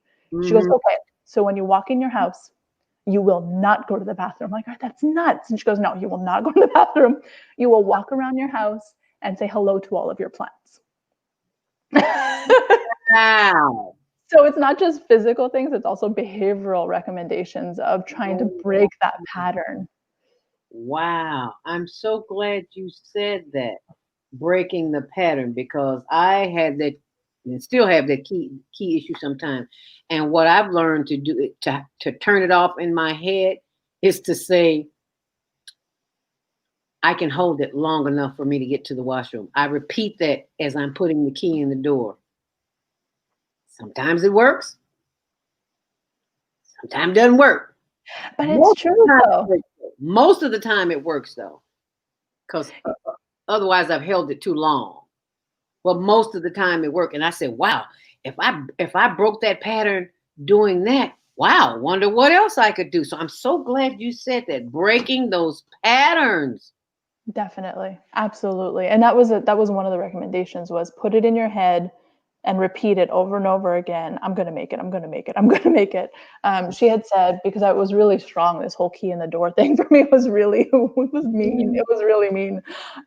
She had said to visualize anything other than what you were currently doing. She goes, picture a vacation you went on and start going through, all the details of it, where were you? What did it look like? What was the temperature? What did it smell like? So going through the senses and trying to relive a specific memory in that level of detail to just help you break the pattern. Okay, yeah. The brain is so strong. You're so right, Zelda. And it keeps us stuck in a place we don't want to be longer than we want to be there. I'm so glad you said that about the pelvic floor, because I had a cancer survivor on it who was a male, and he told me that he had pelvic floor issues, and I was like, really? Men have pelvic floor issues? I was like, wow. So that was eye-opening to me. And the fact that you said you had that issue because it was blown out on a trampoline. I have always wanted to jump up and down on a trampoline. I've only done it once and it was so much fun, but then I broke my ankle and it's like, I am not trying to take a trampoline trip ever in life. So that's out for me. But so was it the bouncing up and down on the trampoline that caused the floor to drop, the pelvic floor to drop? So as with everything, it's a full system, right? It's the whole body. So for me at the time, I had a bunch of different things that probably set me up for that issue. So my hips were not strong enough. I have my leg on one side is like slightly different than the other side in terms of like the lower leg. My ankle on one side was not as strong as the other side. So I think this was like set the foundation for, I was managing just fine on a day-to-day basis. But then when you So when I put that system on a trampoline and bounced for an hour, it was trampoline dodgeball with my friends for my birthday. And And as with, go ahead. And when's your birthday? When's my birthday? Can you say that on the air? Yeah, I don't see why not. December 12th. Oh, you just had a birthday! Thank you. Birthday, Dr. CJ. Man, happy birthday to you. I can't sing, but my heart is in it. Happy birthday to you. Happy birthday to you. Our very own Dr. CJ. Woohoo! Thank you. Do you get any cuter? Unbelievable. When's yours, Zelda? I have one birthday online and I have one birthday for real. And I never tell the real one. So I'm just going to say January. January. Okay. January 1900. That's all you need to know. Okay. 1900. Ain't this 23? Yeah, girl. I know I look good for my age. Yeah, I'm 100 something. She fixes the hair. She's like, yeah, I know. I'll send it to you in text. I don't do that. There's just so much fraud in the world. I don't do it. Yeah, I understand. I keep everybody's birthdays in my calendar because I like to celebrate people. So that's why I'll ask you later. Okay, got you. Yeah. Wow. Oh my goodness. Wow, that is good information, Dr. CJ. So the Mama D, did that answer your question? Did she answer your question? Yes, yes, you did. And I'm ready for chiropractor now. I'm ready for those needles. It used to freak me out just to think of needles, but that's my next step. So off the air, that's the treatment I want to go into. Okay. So sign me up. So Dr. CJ, well, there's a J in there somewhere. Dr. CJ, for those who are listening who may have to leave, what's your phone number? So clinic number is 312-324-0953, and you're welcome to text that number as well. When I'm with a patient, I can't answer, but you can text me and I'll text back. So it's 312-324-0953. And I will say that even if you don't live locally, I'm more than happy to help you walk you through finding somebody that's close to you. And the website, is that bellonahealth.com? Yep. So V like Victor, ELONA health.com. bellonahealth.com. Bellona, V is in Victor, EL as in Larry, O, N is in Nancy, A, health. There it is. bellonahealth.com. Did you get that, Mama D? That was 312, the last 40553, but what was the number that was 312? 312-324-0953. 312-324-0953 for any of our other listening or viewing audience who wants to contact Dr. CJ. All righty. Thank you for calling in Wisdom with Mama D. We so appreciate you. What you got coming up next, Mama D? Well, I just finished with from Anjanette. I'm now from Sojourner to Anjanette Young, 8-Hour Woman. We just went on Facebook on Saturday, and we dealt with that. Congressman Danny Davis was among our guests, and Mark Wallace, who had said that when the men were looking for a man, the occupier invaders, they were looking for a man. They found this middle-aged, naked, nude, white woman, and they didn't say, "Oh, excuse me, ma'am," and moved right along. The Dirty Truth was once told that she was a man, and she said that she had born 14 children, and most all of them sold off into slavery, and ain't she a woman? She wore the lash as well as any man, and could eat as much food when she could get it as any man. But because they said she was a man, she literally had to open up her blouse, and when her breast popped out, those slavers said, "Oh, excuse me, ma'am," moving right along. Here we are, 100 years later. These officer occupiers, they couldn't say the same thing. So when I asked Mark Wallace, who is a WBON host and an activist host, champion the red light cameras, and won his lawsuit, got millions of dollars in the process. So he said, I asked him that question, why didn't the officer occupiers move right along? But they discovered that she was not a man, and that's what they were looking for. He said because they did not see her as a human being. Mm-hmm. So that is what our subject was really on, because when they can do what they did to George Floyd, I mean, a man foaming at the mouth, lost control of his body function, begging and pleading and screaming for his life. They didn't see him as a human being. Mm-mm. And so it's unfortunately that all these years later, we have to deal with that. But that's what happens when you have 246 years of being a movable property thing called chattel, not a human being, followed by 88 years of being too inferior to eat food, drink water, and use the toilet with other human beings, followed by 11 years of having your children burned in churches and lynched in barns and picketing and boycotting and all the et cetera. That is 345 years of federal crimes against us as a people, not everybody. It was the blacks have no rights. It wasn't people of color and all these other people. And so it until we get repair and that reparations repair will give us our respect back. It was taken away on purpose, and on purpose we got to get that respect back. And when they pay us and not limp us in with everybody else basket like our president presently is trying to do, I'm going to repair working class whites and blacks. No. The working class whites, the undereducated that Trump loved, did not have your back. We did.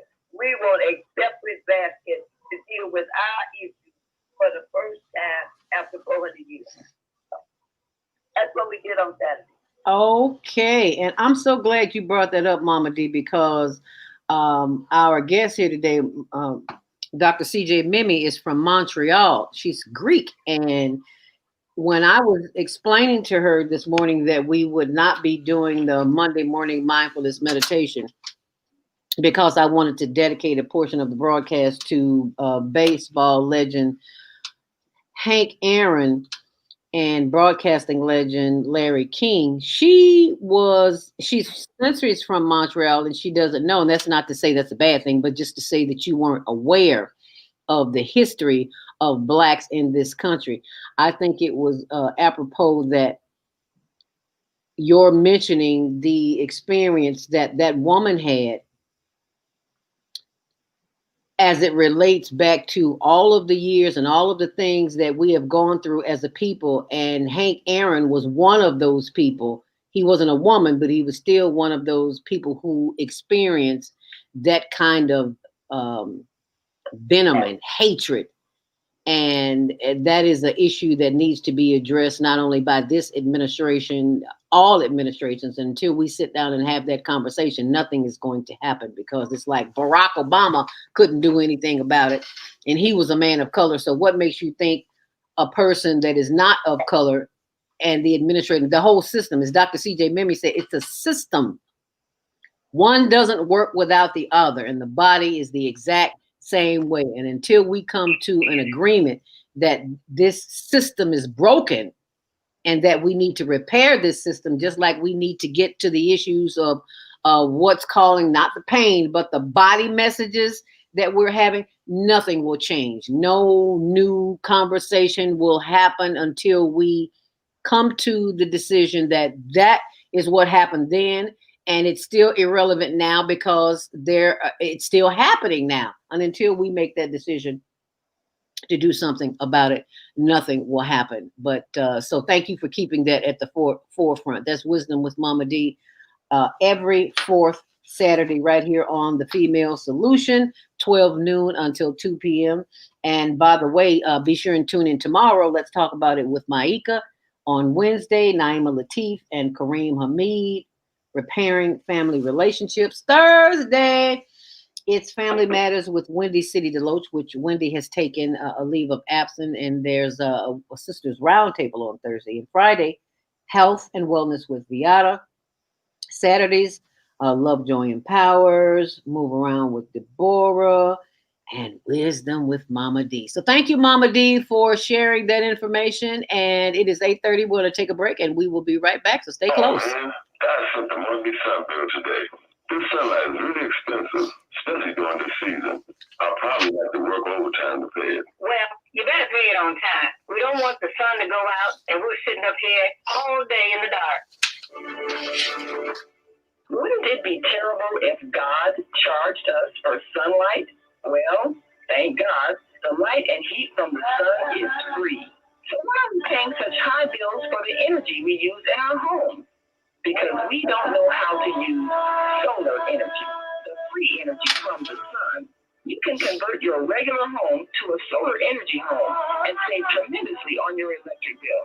Take a look at your electric bill. Wouldn't you like to reduce or possibly even eliminate that cost altogether? Let one of our solar consultants show you how. Call today, 312-849-3456, and schedule a free consultation. That's 312-849-3456.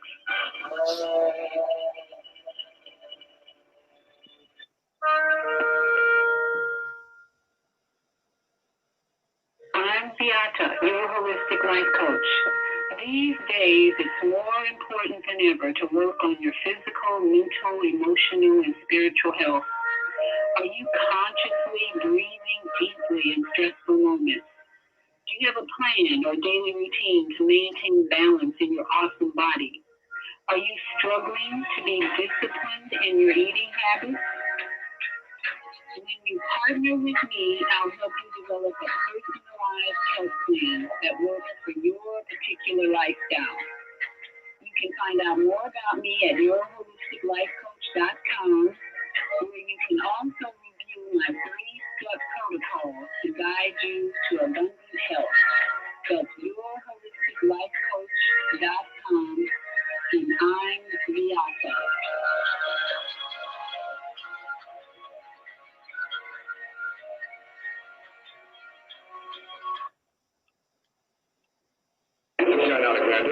And I'm Naima Latif. Meet people like you who are making a positive difference in the world. Watch us every day on The Media Connection at www.youtube.com/TheMediaConnectionTV.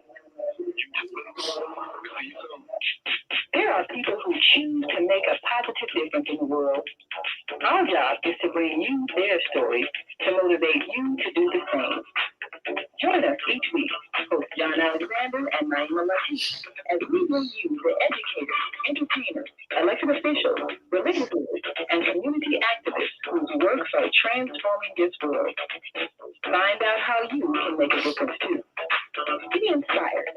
Watch The Media Connection. Mondays at 5 p.m. and Tuesdays at 12 noon on Cable TV, Channel 19 in Chicago. And other cities, check your local cable list.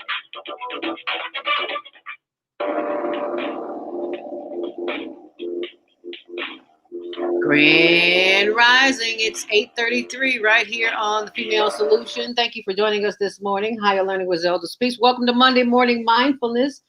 We're just here to start your week off with the Mindfulness Stress Relief Session. We will be joined at 9 o'clock with our executive producer, Dr. Naima Latif.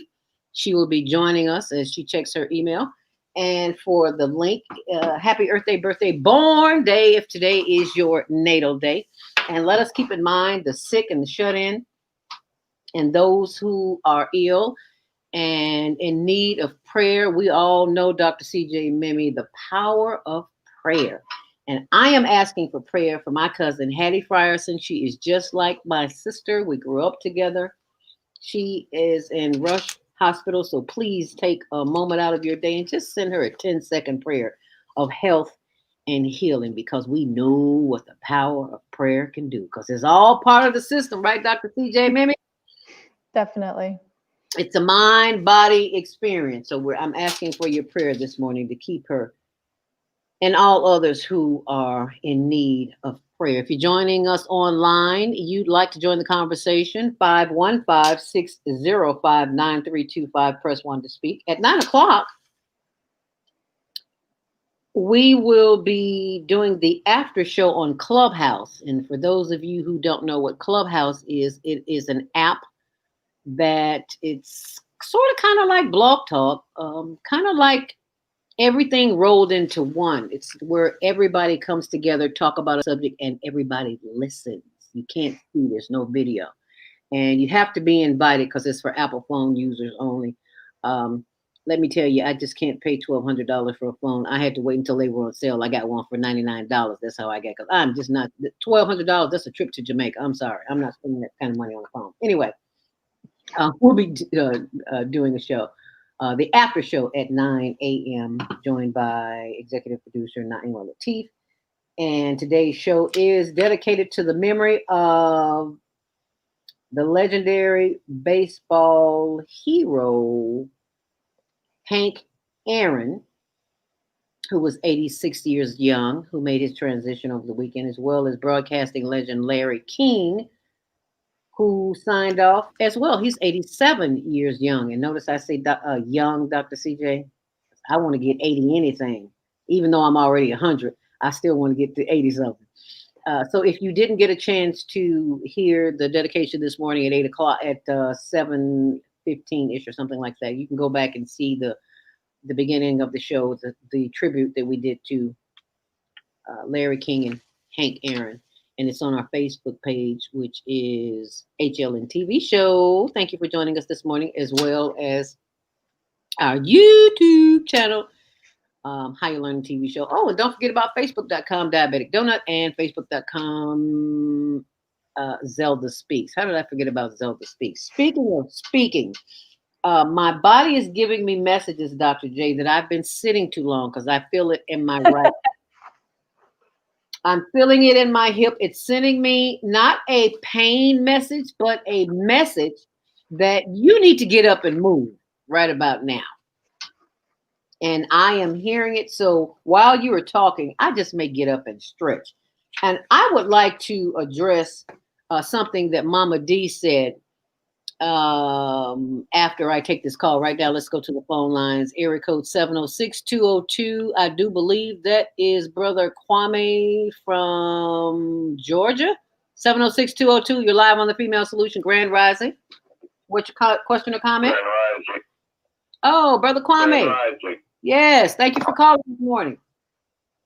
Well, thank you for being there so I can call. Greetings to your guest. I mean, I'm a little late chiming in, and I miss Mama D. So I know words of wisdom have already been shared. So it's kind of hard following Mama D. There's not too much more that can be brought to the table. You know, we've had two elders that crossed over.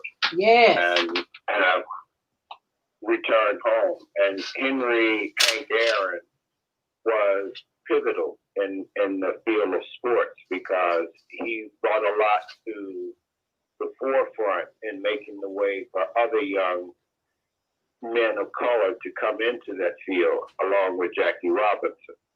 And they were way short. You know, Larry King was a voice that allowed people to speak to the issues, and he gave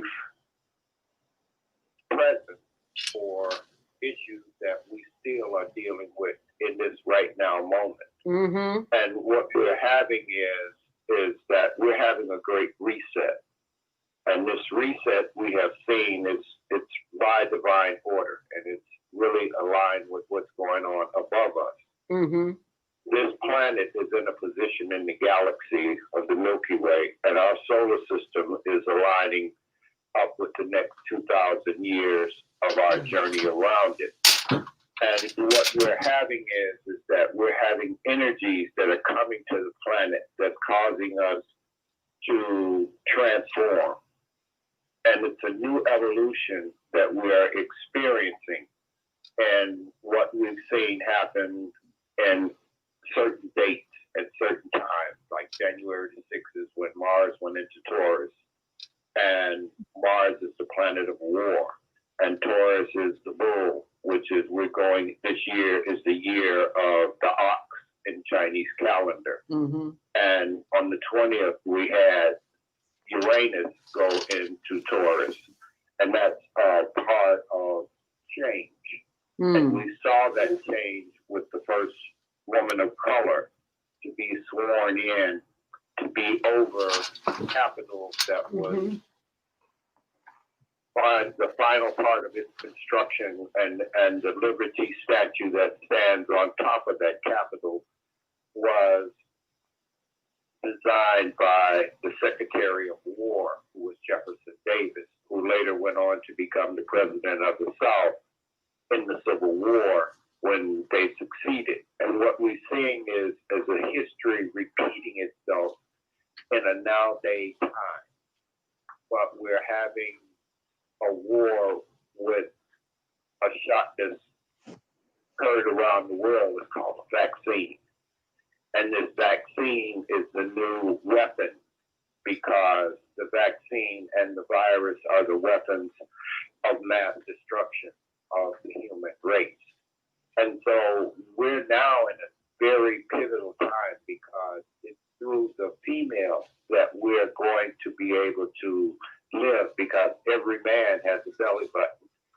And the patriarchal is now having to face that he's done the destruction to the planet. Now let's see if we can work with the divine feminine and balance with the sacred masculine, because we're having a new evolution of us as a people, and especially us as a people. You know, 2 movies just came out. One Night in Miami, about, Malcolm, Sam Cooke, and Jim Brown. And those 3 men were very powerful at that time in the 60s. And then they had American Skin.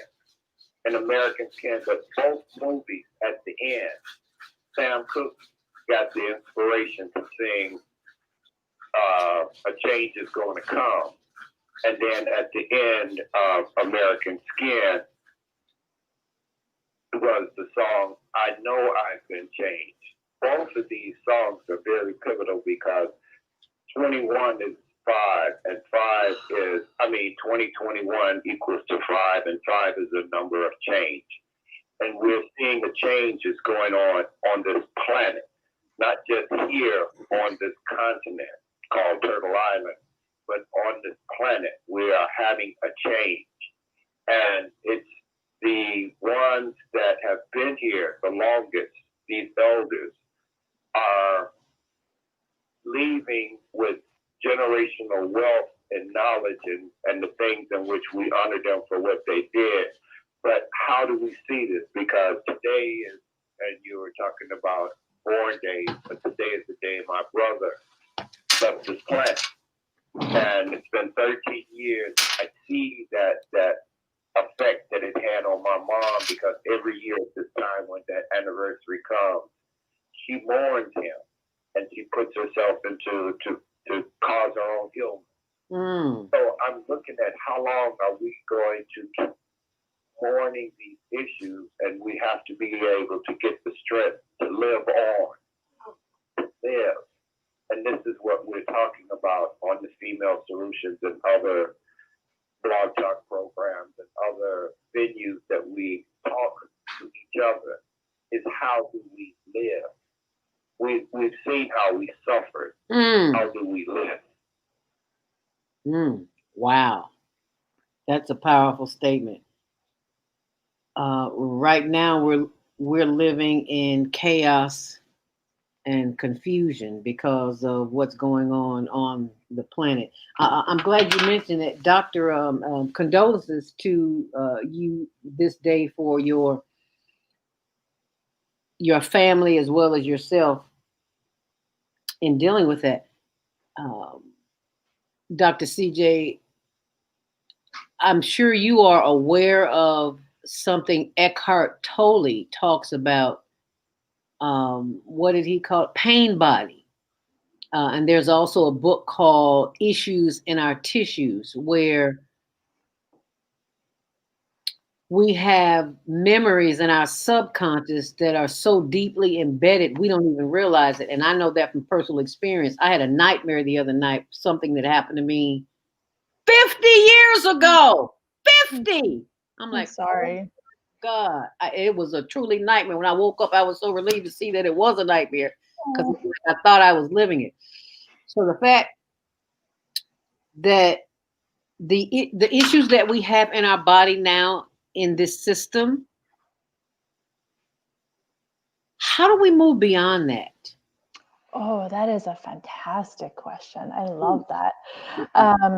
So at face value, my clinic is very much an orthopedic clinic. If you just look at it, so if somebody walks in, they'd be like, "Oh yeah, you've got the equipment, you're an ortho." But my heart still lives very much in the neuroscience world as well. So I combine both in my treatment sessions. So that goes with your question, because when I ask patients consent to do whatever manual technique or any exercise, like whatever we're doing in clinic, I always ask for consent throughout the treatment session. And then I make sure to tell people, you are okay to change your mind. It's totally fine. If you give consent now and then you change your mind later, that's fine. Because we don't know how the body's going to react, right? So what you just described, that the body holds memories, is absolutely real. It is very real. And sometimes we don't even know they're there. And something that seems trivial to somebody else that might be totally normal and no big deal for someone else might actually trigger something for this person. So definitely. So the part of your question of how to move past it. One of the analogies that I was given years ago that I really, really liked was, if you draw a circle on a paper, everything inside the circle is what you're comfortable with. Everything outside the circle is what you're uncomfortable with. So the way to make this circle bigger is to walk the edge of the circle, occasionally tipping your toe outside the circle. Okay. If you spend too much time too far in the middle of the circle, then the circle starts to shrink in on you. So to keep the circle its size is walking the perimeter. To make sure that the circle continually grows even by a little bit is occasionally stepping out. So to give you a personal example, I was terrified of public speaking. And here I am on the radio somehow. I was terrified of public speaking. I recognized that and I started taking myself to karaoke. Because I figured, okay, if I'm going to get up here, make a fool of myself publicly, then that's I guess that's not a step out of the circle. I suppose I launched myself outside the circle. That is a step. That is a step out of the circle. Yeah, exactly. The whole body was over the line.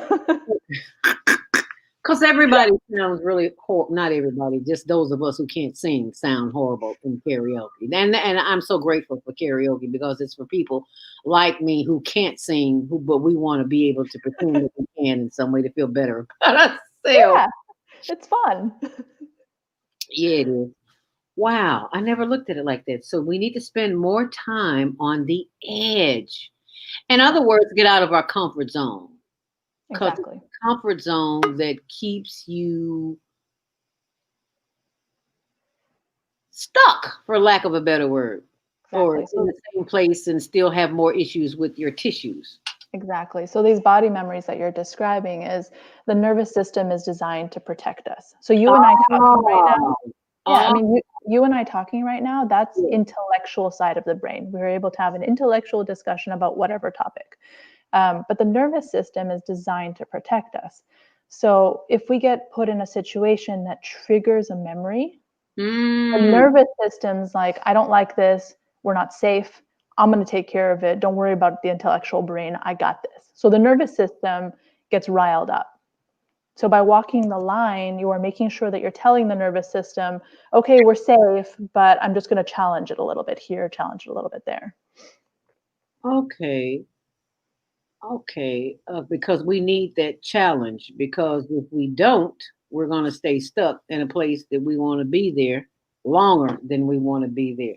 Spending too much time inside that circle. We got to walk the perimeter. So, what are some of the ways that we can walk the perimeter as it relates to the messages that our body is sending us? So, sorry, I'm smiling because I love the way you think about things. If your body is tight, right? So if you get the message that your body is tight, you've got some pressure, I mean, the muscles feel like they're asking for some movement.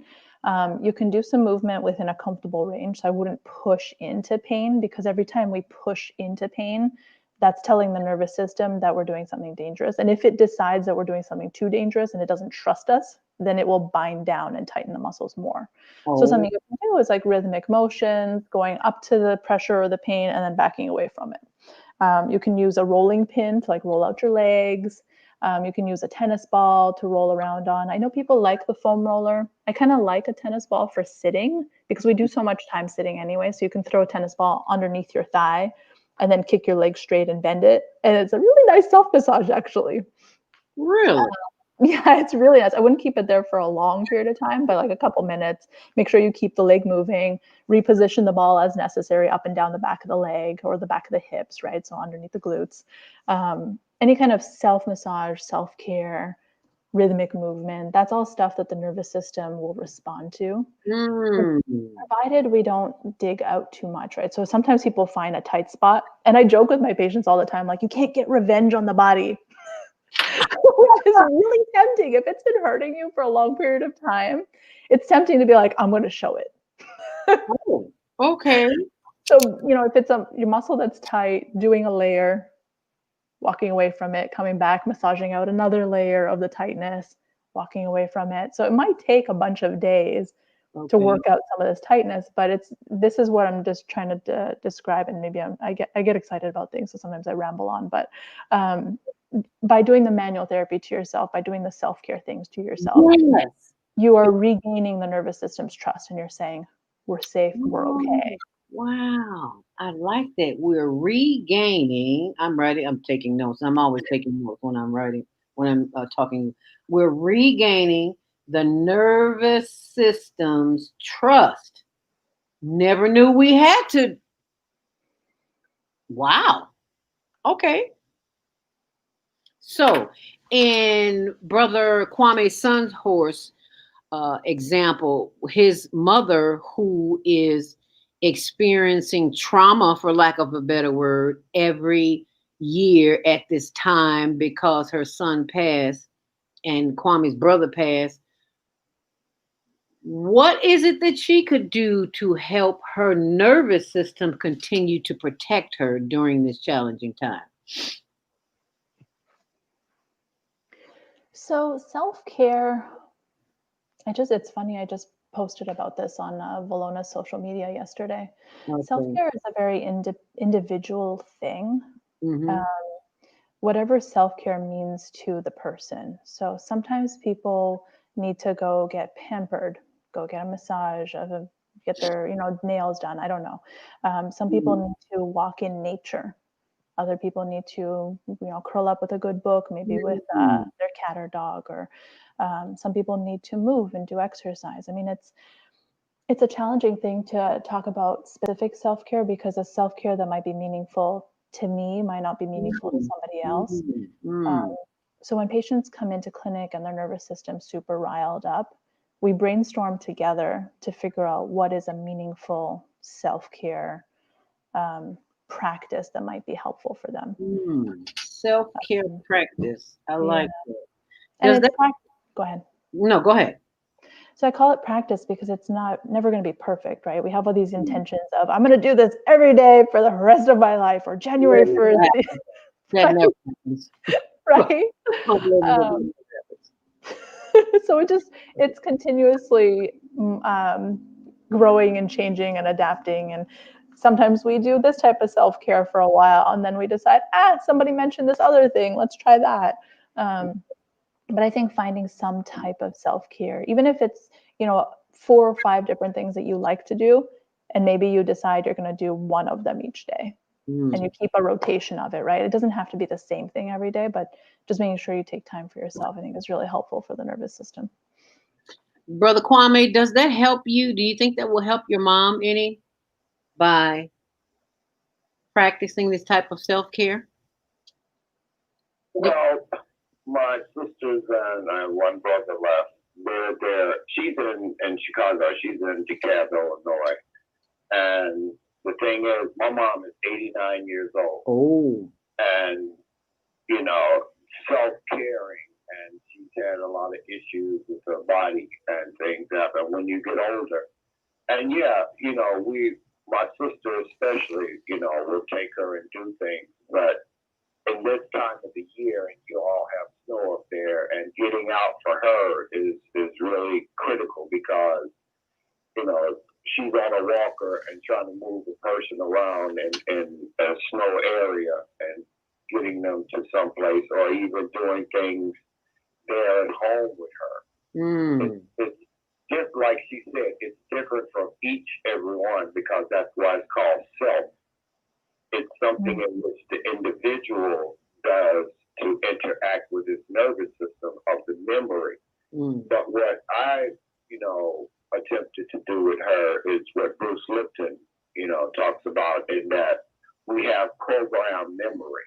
And being able to reprogram her about, you know, my brother and sitting back and laughing about the things in which she gave life to him and she enjoyed that life that he lived with her. But being able to look at the good things and saying that he's still alive because, you know, she comes and says, you know, he comes in my room and he's tickling my feet or he's doing something that he would do when he was alive that she feels in her body. And so I'm just telling her that, you know, that's the good part. Remember the good part. He's always with us, you know, even though he's on the other side with the ancestors, he's always there with us. You know, she got pictures of him all around the house and that activation of that time, you know. So I thank her for that suggestion because, yes, that is a good thing for those that can get out and do that type. But we're looking at elders who are set in ways or who can't, aren't as mobile as they used to be once upon a time. But being able to, you know, the thing that I found, and we have great-grandchildren, and I would ask to bring my great-great-grandson over there. Because she loves that little boy and saying, you know, you're here for his life. You know, Bill is gone, but you're here because here's the life that came through. That's sweet. His son brings his children there for her to remember. Powerful, powerful. Well, I want to thank you for calling in, for sharing that information, Brother Kwame. And feel free to stay on the line if you like. It is 8:57. You know what that means, Dr. CJ, the show's almost over. So once again, you want to give us a closing thought. Thank you so very much for being here with us today. So closing thought as we opened, so keep moving. If the body starts talking to you and you have no idea what it's saying, then you're I more got an idea what it's saying. Move!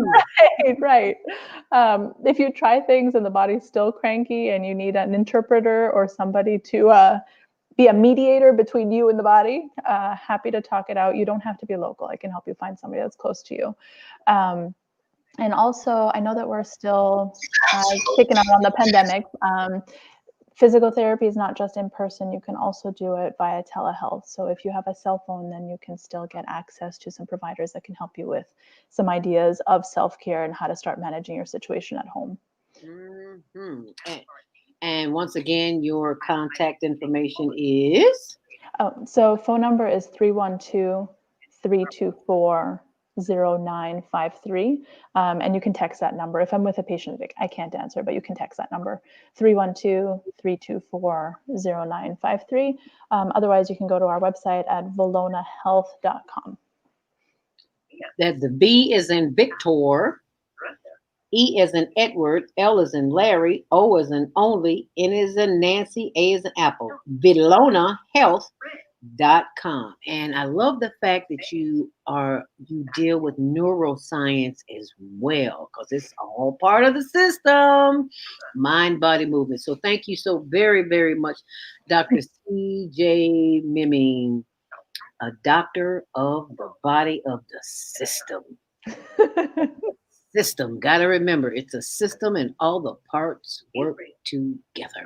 So thank you, Dr. CJ, and thank you for tell your patients we said thank you for allowing us to bother you on a Monday morning. Oh my goodness, thank you for having me. It's always such a pleasure. I have no idea where the time went. It's gone.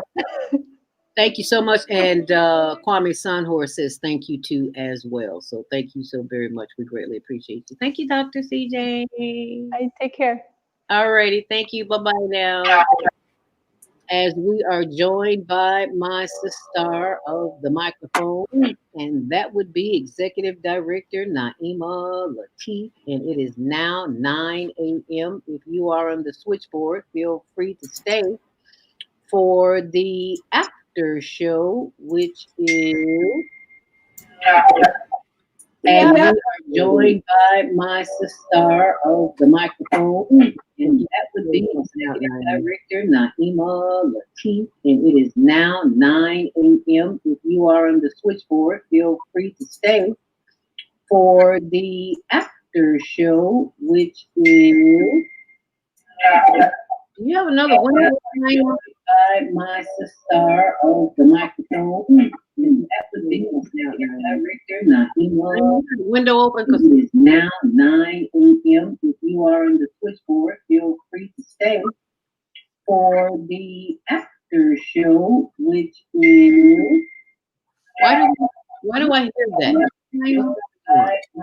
We're hearing an echo, which is strange. I'm trying to figure out. Make sure. Window open because it's now 9 a.m. You know what? You're right. It's my fault. Do you have something else open? There My you go. fault. Yeah, I knew it wasn't open over here. Playing the Facebook on the same computer screen. My fault. I'm sorry. Okay. Now I'm trying to pull up Clubhouse. I had it here a second ago and it disappeared. So you can just go ahead and start while I figure this out. Well, as always, this was quite an invigorating show. And it helps us to see how very critical it is for us to take charge of our physical health. We don't want to always be behind the 8 ball when it comes to our own bodies and being taken advantage of because we don't know how to perform our own self-healing tactics. So I think it's important for us to seek out medical assistants who's, as your guest said, are looking for ways to help you not need them. That really is, and it should be the reason for going to any kind of healer, is to get healing, not get set up with a lifelong program where you have to keep coming back and all they can do is just manage your pain, but never actually correct the problem. And I think this is the issue that we have in all of our institutions in the society. They're all based on repeat business. And so if there's a problem and you correct it, well, then you don't have to go and pay to get it corrected again. And it's the same thing, whether it is the medical industry or the crime industry. You're going to an institution, a correctional facility, but it doesn't really correct you. It causes you so much emotional trauma that you end up coming out even further damaged and destined to commit another criminal act that will send you back into the system, and it just becomes a repeat cycle. So everything that we do, now's the time for us to really plan. It's like we're at the drawing board and we're drawing a blueprint. We have to remake this society. This is what this time is right now, a restructuring. It's more than just, oh, we got a new president and vice president and some new senators. This is, we are scrapping. You look at a building that is old, dilapidated, bricks falling down, and you realize you can't remodel it. It's too far gone. The foundation is unstable. You have to basically bring in the wrecking ball and level it and then start from scratch. That's where we're at with this society. That's where we're at with this world right now. All the things that brought us to this point, we are looking at something that is in need of demolition so that we can lay out our paper, start designing this blueprint, and get prepared to build from scratch. And so we have to have a plan in mind. And this is what is necessary as we look at all of our institutions. But one of the main things when we look at the state of health is not about getting better insurance coverage or paying lesser for insurance. It's about healing what is wrong so that we are no longer ill, so that we're no longer in pain, we're no longer imbalanced, we're no longer susceptible to disease. This has to be the intention, and it has to be the intention of our healthcare system to heal people. And until it is, we have to make the decision to learn what is necessary to acquire and maintain perfect health. So we need doctors who are trying to find what's wrong and how to correct it so that we never have to come back to them again. And if we will simply look at what knowledge is available and look at what works, whether it's conventional or not, we can make the right decisions. I just had a very spirited conversation with my associate about intuition versus knowledge. Now, you can have knowledge of something that you have studied, but what you're studying is other people's knowledge. So when people talk about they have a college degree, what you have is a certificate that shows that you have studied other people's thoughts, other people's beliefs, and other people's interpretations. That's what you have done. Now, the question is, how much of this information is valid? And are you willing to do the necessary exploration to discover if what they believe is actually fact, or is it merely opinion? So I respect people who go through a university and they get a doctorate degree, and that means they've studied other people's theories and beliefs. But it doesn't tell me how intelligent you are in discovering your own truth and discovering actual facts. I mean, how long have we been looking at the industry of psychology and psychiatric work from the lens of somebody like a Sigmund Freud, who had some deep underlying sexual issues, and he just assumed everybody had them because he had them. But no, everybody doesn't have them. Everybody ain't warped and perverted and twisted and repressed. Everybody is not there. That was his life. So that's the lens through which he saw everything. But so much of his belief system influenced modern psychiatry.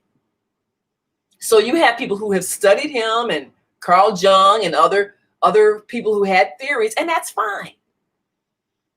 But then you also had a Dr. Frances Cress Welsing, who came up with a whole different theory when she talked about the color confrontation and the whole psychology of people who discriminate out of fear of genetic annihilation.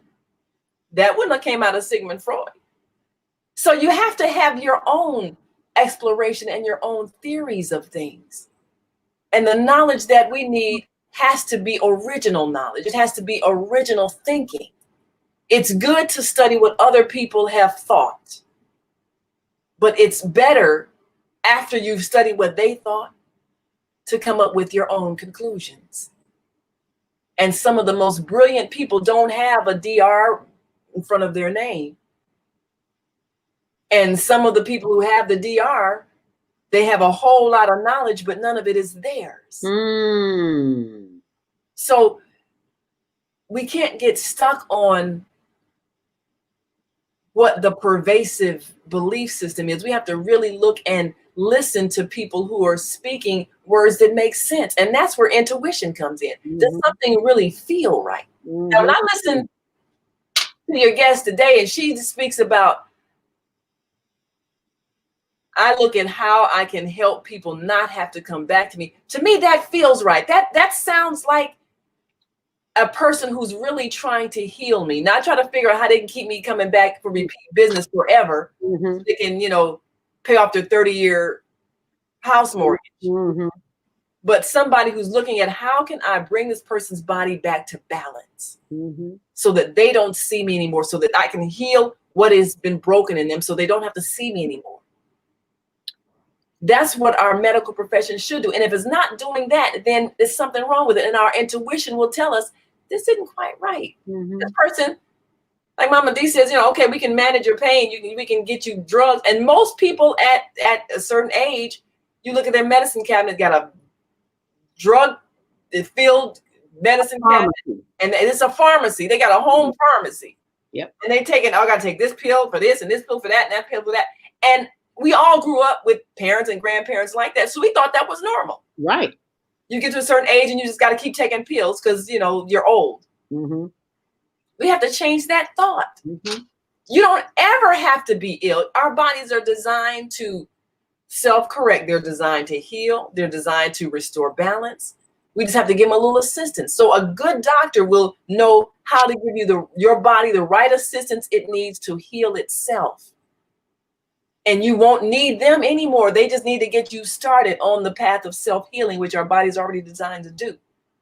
So when we look at what does the health care system of the future look like? It looks like a healing center where you go and you get your body back into the condition where it can heal itself.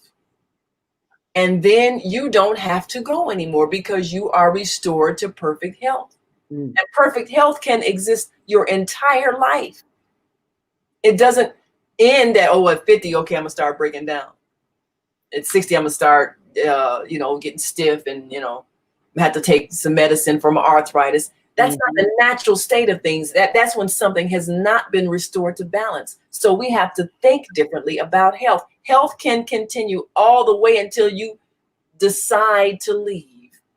You don't have to leave here in pain. You don't have to be hooked to a bunch of machines. You can just exit. Okay, I sleep one day. My soul decides to depart. That's what Hank Aaron did. Yes. That's what Hank Aaron did. You don't have to suffer your way out of here. So when we do this blueprint, as we design this new society, one of the things has to be our decision for perfect health and healing when there is a sickness. Not treatment, but healing. Which means we're not constantly being fleeced with for every dollar we make, having to go for doctor's visits and treatments and never-ending medications that you just live on forever. That has to end. That thinking has to end. And that's part of taking control of the future and redesigning the society in the way it should be. That's one of those things. That's the female solution. Absolutely. That's the female solution. I'm so glad you said that, Naima, especially when you talked about the medications. I look back at when I was a little girl and my grannies, they were in their 70s and 80s then, and their medicine cabinets, they had no medicine, and they were old then. When I was a little girl, they didn't have medicine in their cabinets. I need you to log on to Clubhouse while I'm talking. After show Monday Morning Mindfulness. Thank you so much, Ruth, for joining us this morning on the after show for Monday Morning Mindfulness. We just had Dr. CJ Mimee on. She's a physical therapist, and she was talking about, I love the fact that she says to her clients, what do you need to not need me anymore? What do you need to not need me anymore? She'll give you the tools to use, how and when to use them, but I need you to not need me. And that's when I'll know that my job is done. I have never, ever heard a doctor say that ever in life. And I am so appreciative of her. Naima just joined us, and Naima, I think you need to and have to do something so that I'm not turn it down. Number one. Okay, yeah. Now you're on the platform. Okay. And I'm new to this, so I don't know how to bring you on the platform. If I am raise hands, yeah, that's open to everyone. Plus, oh, I can ping some people in the room. Okay, I got to do that. Okay, so need me, not to need me. Need me, not to need me. I love that. And the fact that she said that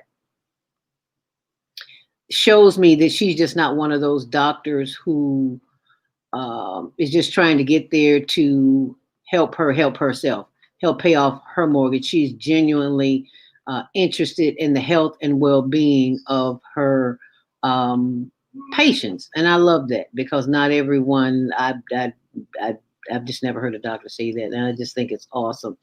What do you need to do in order to not need me? Wow, that's powerful. Right. That really needs to be the criteria, and that has to really be everything that we do. We are needing to reform, remake, rebuild every institution that we have, because all of them have been dysfunctional and creating stress. You speak of stress relief when everything in your life is stressful. When you have a system of supposedly managing traffic, Mm-hmm. and then you couple with it police that really do have to show that they have been out working, so they are expected to write a quota of tickets. They always say, "Oh, there's no quota." Yes, there is. Yes, there is. Let's not lie. Mm-hmm.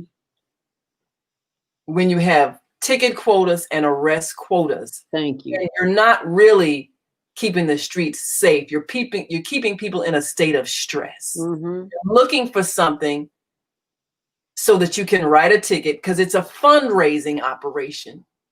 And then you couple that with paranoia that so many of these officers have been given because they're constantly hearing the worst behavior in human beings. So there's this constant fear that someone's going to assault them with a weapon, and their life is in danger. So they're geared to overreact.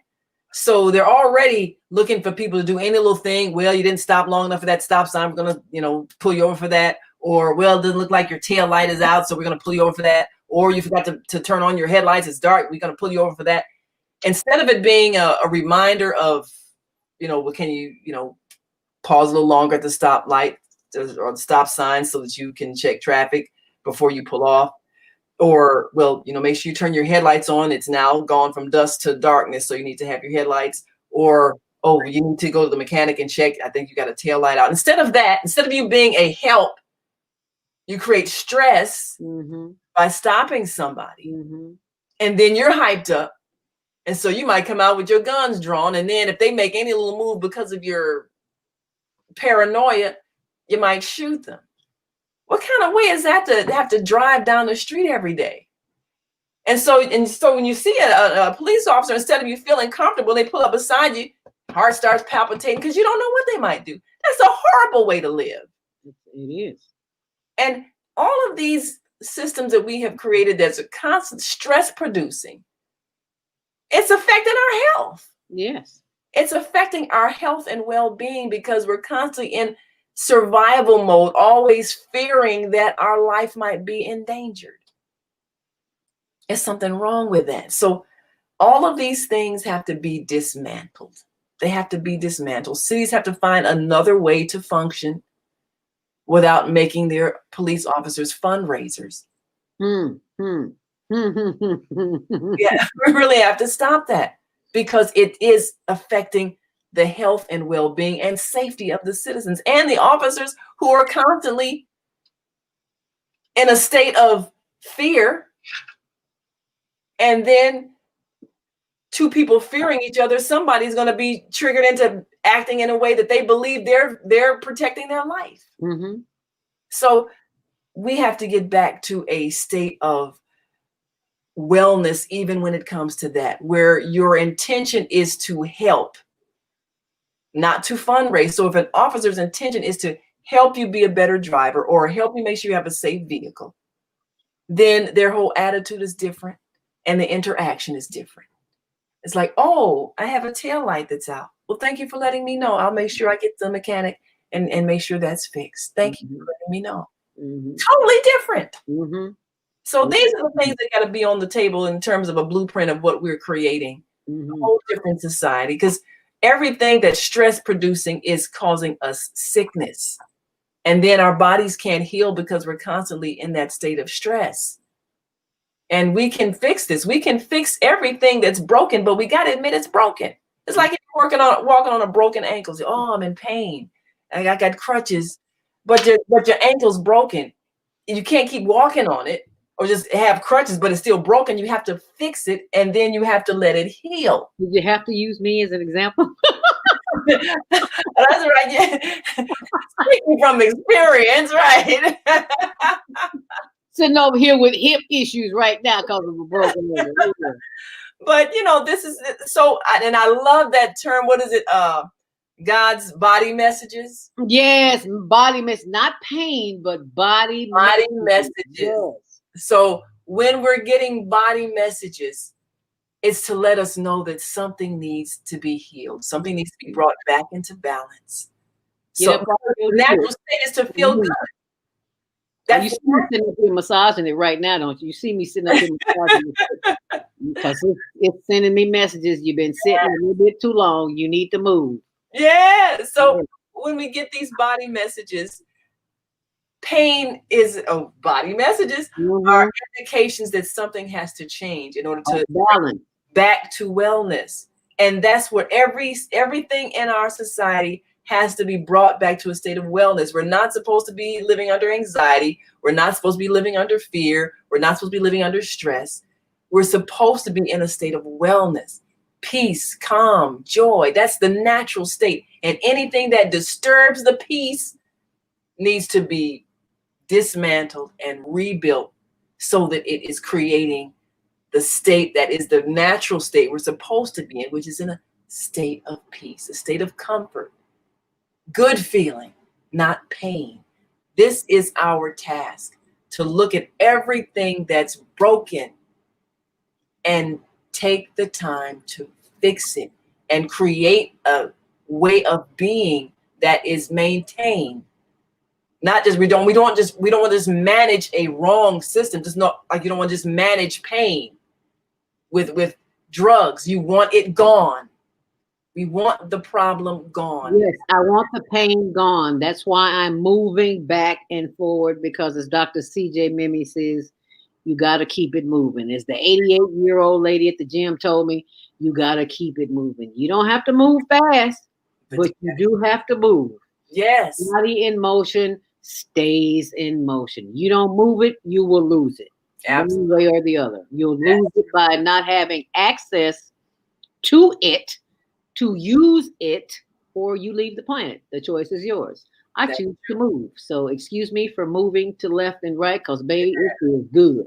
Hey, well, let's all move so we can look like we're doing the dance here. Here we go. Okay. We're doing the Dr. Mimee movement. Hey. Hey. All right now. And little music. Alrighty now. And for those who can't see us, like Samantha just came in to the okay, we got to get back in sync here. Okay, yeah. Who just came in the clubhouse. We are discussing the after show on Monday Morning Mindfulness. We had Dr. C.J. Mimee on this morning, who is a doctor of physical therapy. And you see, I'm all out of sync here this morning. There we go. There we go. And I'm sitting here. Okay. This is a 2-hour show. And when I got up this morning, I couldn't move because I sat too long yesterday. And as a result of my breaking my ankle 13 years ago, not 13 years ago, 7 years ago, it has caused knee issues and hip issues. And I am now feeling the hip issues when I sit for too long. I was preparing for the show yesterday, and I said a lot, as many of us do, sitting on computers. We have to move it or lose it because it causes stress in the body. And as Dr. CJ Mimee said, it's the pain is a body message. Yeah. And we can pay attention to that message or we can ignore that message. This morning, the messages are loud and clear. It does not allow me to ignore it anymore. It is saying, my dear, you need to move. And I love the explanation that you gave about it being a part of the system, because everything is part of a system. Yeah. If one part of the system does not work, the rest of the system is in chaos. That is right. And just because we have a new president and VP in the White House does not mean that our lives are going to be just fine. It means the totally exact opposite. And remember, was it you or Viata talked about all those executive orders that he signed that's on his desk already? Yeah, I think Viata mentioned that. Yeah, he hit the ground running, as they say. He came with all these orders. And what we got to do is stop thinking that one person is going to be a savior of everybody. No, just like people were all upset at Barack Obama. Oh, we got a black president. Like suddenly the world is going to change. We are responsible for the society that we have created. Not one man and one woman. Everybody is responsible for what we're contributing to this world we live in. And all of these systems that need to change, they change as a result of collective work. What is that Kwanzaa principle? Collective work and responsibility. Kuji Chagalia. That's what we have to be living. This is about collective work and responsibility. And we know that it's going to take more than just one election to dismantle all of these dysfunctional systems that we've been living in for all of these years. It's going to take a whole lot more than that. So if we have all of these broken systems and all of these dysfunctional ways of being and all of these hurtful practices that have done damage over generations, we have to look at the whole system. And just like we're a whole body, if something's out of whack, you can have a toothache and your whole body can't function. Still can't with that kind of pain. And you talk about a body message. Oh, yes, a body message. So your head is throbbing and everything. And that might just be one tooth, got a hole in it, maybe, something that's irritating the nerve, but your whole body can't function because of the pain of that one part. And it's the same thing with a society. If you've got a part that is dysfunctional, it's going to cause the whole body to malfunction. And we're looking right now, and so many people have been distressed over this carjacking situation. Oh, yes, Lord.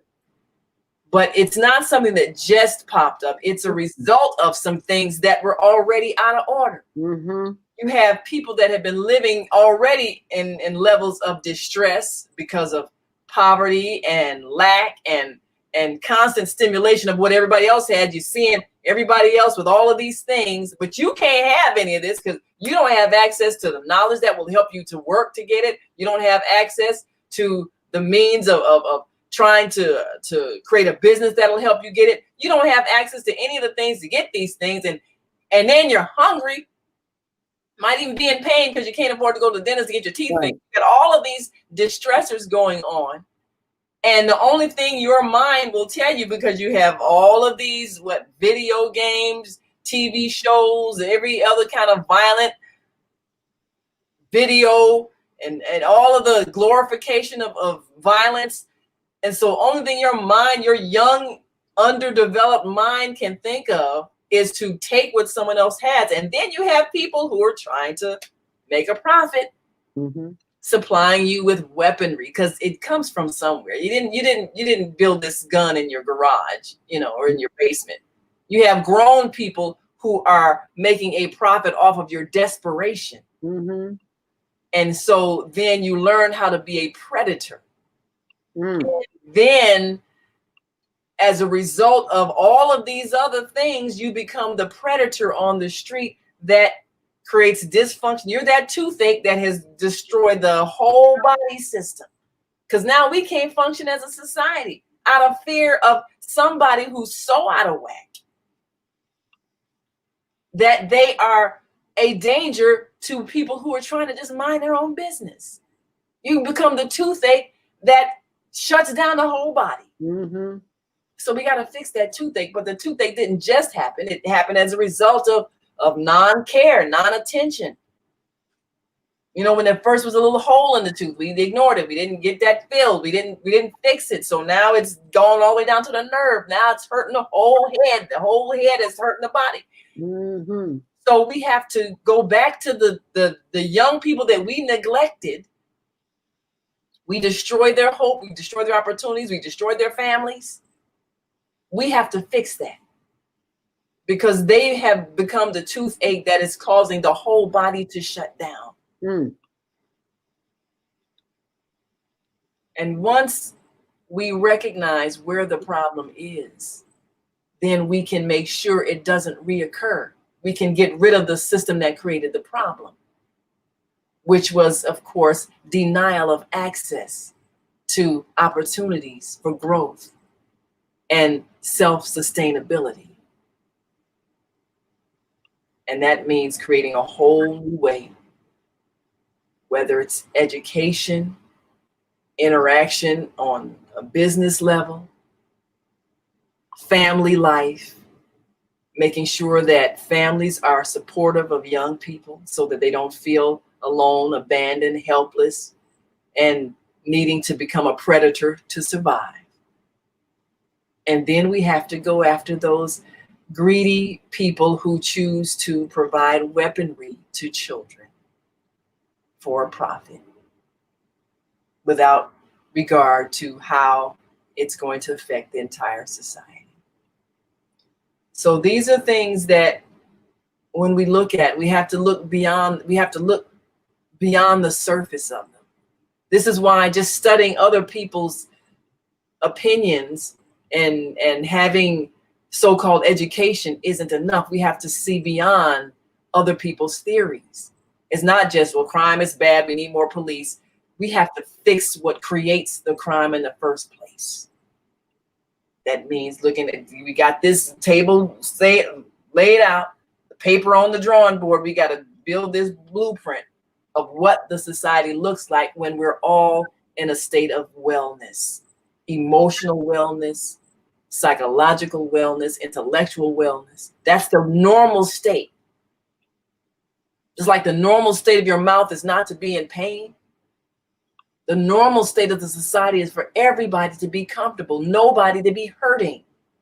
That's the normal state. That's how it should be. And anything that's not creating that needs to be dismantled and rebuilt. And that's our job, not the job of one man or one woman. Joe and Kamala, President Joe Biden, Vice President Kamala Harris, they cannot fix what's broken in this society. No, they can't.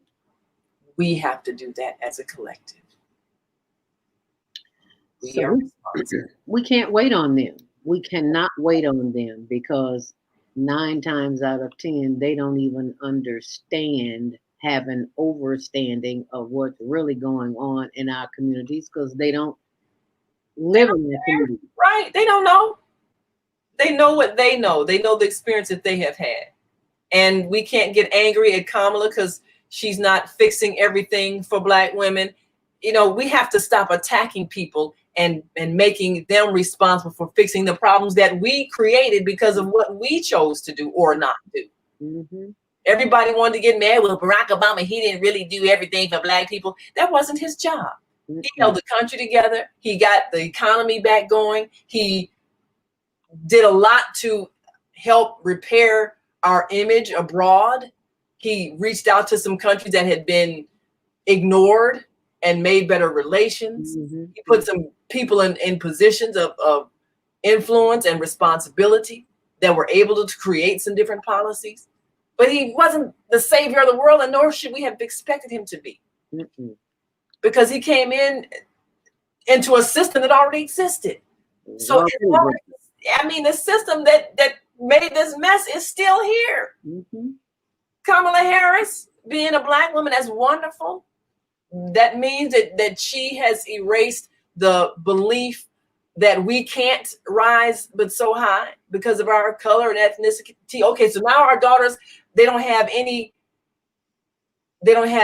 barrier to their ambition. That's wonderful, because we need to erase the glass ceiling that exists and the glass ceiling in our minds so that we can expand and be all we can be.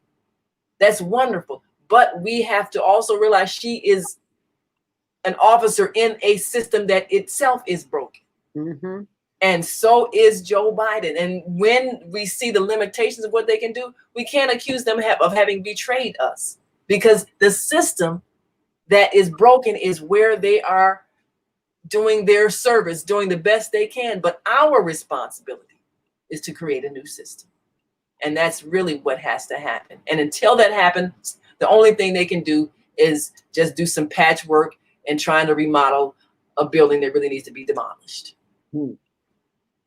Ultimately. And so as they do the best they can with what they have, let us be grateful and encouraging. And let us, in the meantime, be putting our blueprint together so that we can create what really needs to exist. And that is something that is sustaining well-being as a state of being. And the state of being that we are in is the state of being that we can change if we do choose to do so. Brother Kwame or Mama D, did you wish to share in the conversation this morning? I'm opening your mics right now.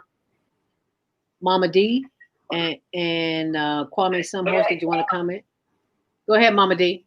You know, I was listening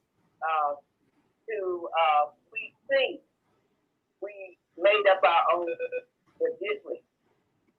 Like Getty, is that because our mother Getty and we learned to like it? So we got to really start with that. Our degrees are based like Naima said, our degrees are based on somebody else's thought. And we know there are thieves in the world.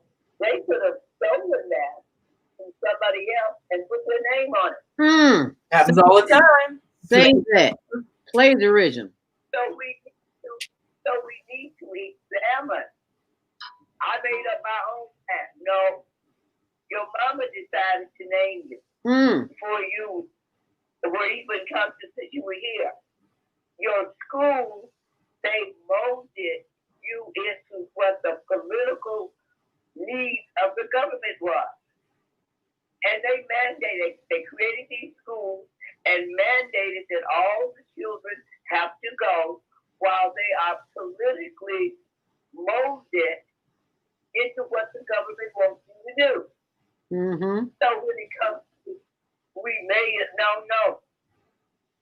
So that is what Grandmama taught Mama taught me, and I will teach you. I will teach you anew because it's never been right. Never been fair. And then the other thing is, we go around and we say, to be successful, we need business. Okay?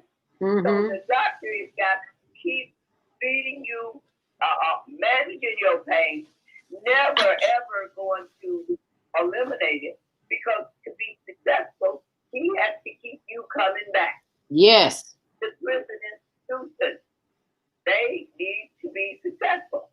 They repeat business. So when the officer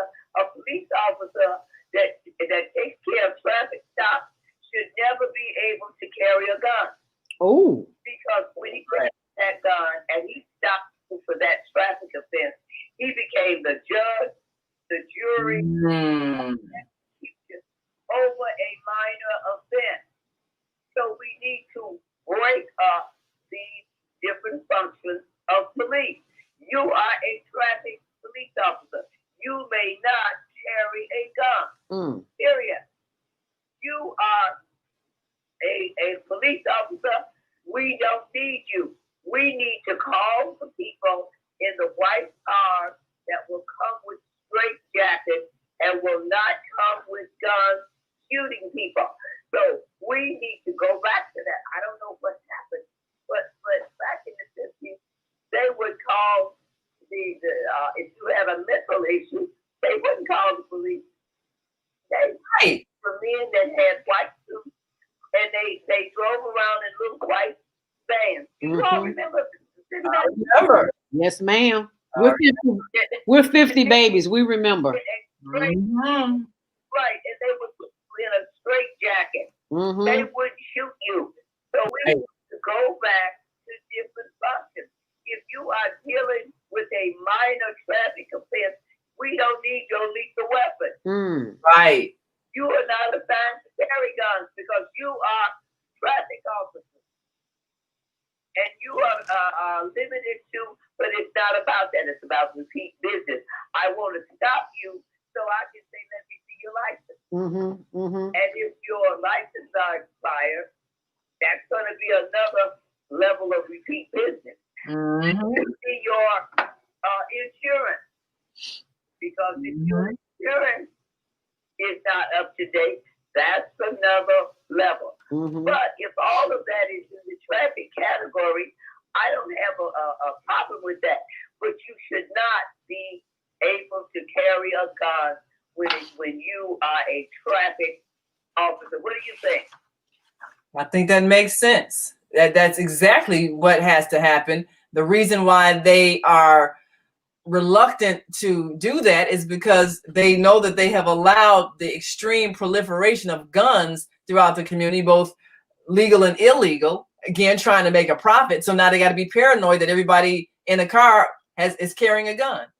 Even when we saw a man tell the officer, well, I do have a permit, he got shot to death. Philando Castile. So what kind of insanity is that? You're absolutely right, Mama D. We should not be having to fear death because of possibly overlooking a stop sign somewhere, and then having somebody so paranoid as they ask for our insurance card, then we go to reach for it and they think, oh, they reach for the gun and shoot us down. All of that's crazy. You're right. They should not be carrying guns. And maybe that's a piece of legislation we need to draft and and get that on the books. That traffic police should not be carrying guns. If you're stopping anybody, if you're doing traffic duty and you're stopping somebody because their tag is expired or whatever, you do not get out with a gun drawn. You should not have a gun. And really, all you're doing is giving them a notice so they can get that sticker. And I think really that has to be something we push for, because if people don't have to fear somebody walking up to them in a traffic stop, there'll be a whole different exchange as opposed to a state of you're wondering if somebody's going to end up dead afterwards. So I think that what Mama D said, we need to turn that into some legislation. Absolutely. And we have brother. And go ahead, Kwame. Yes, and greetings to Naima and to Mama D. And that is excellent what Mama D said. That should be part of HR 40 in the reparations. That would be to rectify, because dealing with reparations is because that's how the police came into existence, was the slave patrol. Yes, sir. They're still in that same power that they now have vehicles and weapons and armament now to patrol and keep the people alive. And Naima started off with talking about, demolition of old buildings. And this needs to be demolished, but we need the foundation of reconnecting back to earth, is where you put anything that you build is built on land. And so our reconnecting back to nature and to the natural elements and talking about healing and health same word. Only thing is it's got a TH on it at the end. Is how do we stay healthy? Because somebody was speaking on the grandmother not going to the medicine cabinet. No, she went to nature, to the right to the tree in the backyard, pulled up those herbal plants. Yeah, pulled up the roots, pulled up the medicine, and did that. And we were given it. And the other part about degrees of knowledge, and you're correct, Naima. The thing is that education comes from the Latin word inducere. We're born with everything that we need in us. We just need the tools to help bring it out. This is what we do with children, and being able to, as we used to say, do as I say, not as I do. But children do as they see done. Yes. Because they mimic until they come to the age of reason. And the age of reason is at 2 when they say, no, mine. Because they realize that they are it. And so what we're having to do is we've been miseducated. We've been not allowed to bring out of our children. We give our children over to a system, like Mama D said, that trains the brain in order to have the mind of the oppressed stay oppressed. That is right. Yes. So for those of you who just joined us, you're watching us do the higher learning hip roll.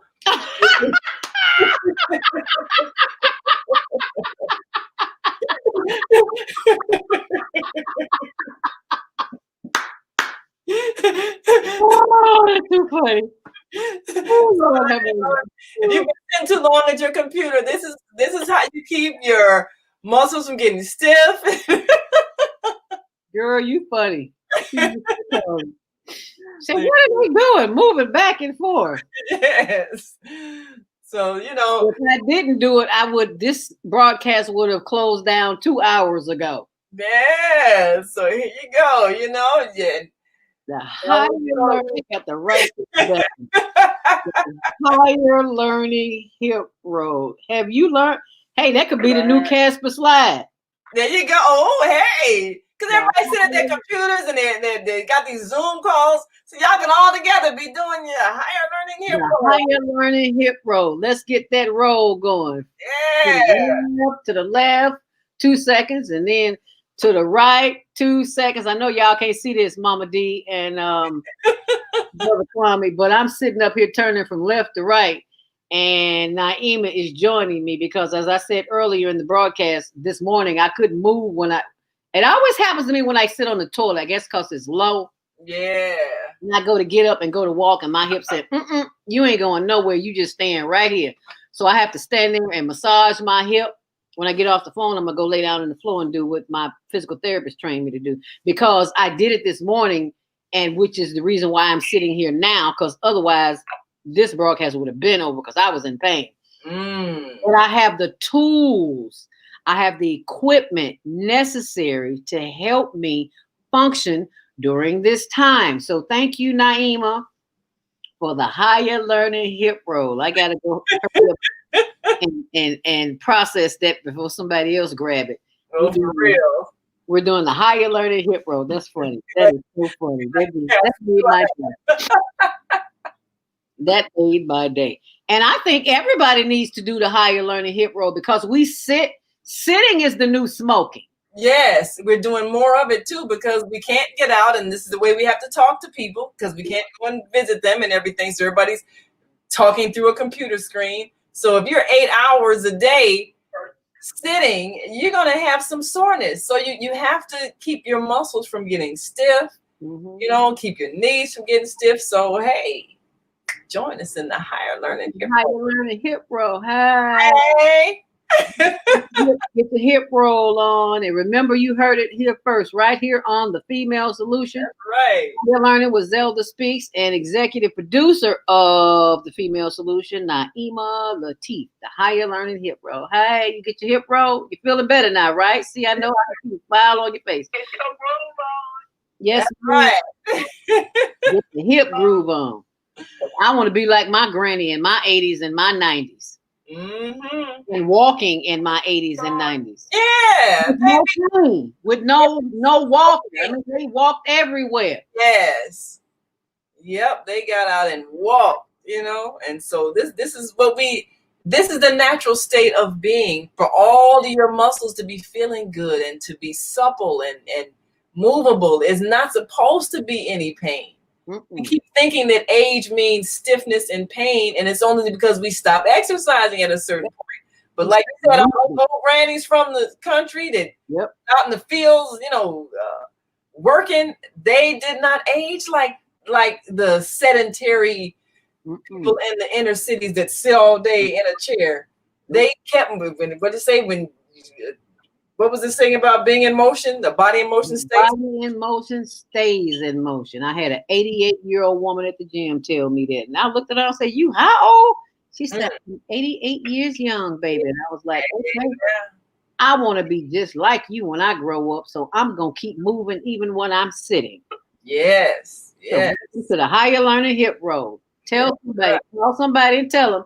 I think I'm gonna have to start doing like Viata show on Wednesdays when she does the senior roll. Yes. On health and wellness with Viata, we're gonna have to give her the higher learning hip roll. We're gonna have to let her go over that one because too many of us are sitting all day and it messes with your spine. Yes, Viata was talking about the spine and something else she said last night. The spine. And the spinal cord and something in the back of the head. I can't remember exactly what it was. But all of those juices need to flow. Yes, they do. And they can't flow if you're sitting still. So you need to be moving and grooving and getting your movement on. That's right. What does that have to do with higher learning? Everything with higher learning. Because when you feel good, you can move good. You know, think about when you're sick. You don't want to move when you're sick. You don't want to do nothing. You don't want to do a thing. You want to be still. You're grouchy because you're yeah. pleasant when you're in pain. No. And you know what? That's something that I've learned recently is that, I see a lot. I live in a building where there's a lot of seniors here. And a lot of times they look so mean. And Tony and I would have that conversation until one day when I got a body message that we refer to as pain. Yeah, a body message. And you could see it all in my face. And he was like, "What's wrong with you?" I'm like, "I'm in pain." So it taught me that a lot of time when you see a scowl looking face on a person, they're not mean. They're in pain. Yes. And when pain hits you, baby, you can't look like this. For real. I mean, if you've ever gone to a hospital waiting room, you don't see nobody in there grinning. No, nobody. They're in pain.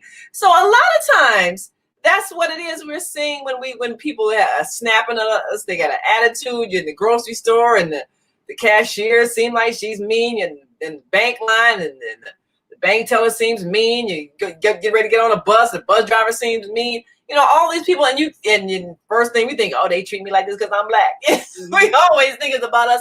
It's never about you. It's never about you when people are nasty to you. It's always about what's going on inside of them.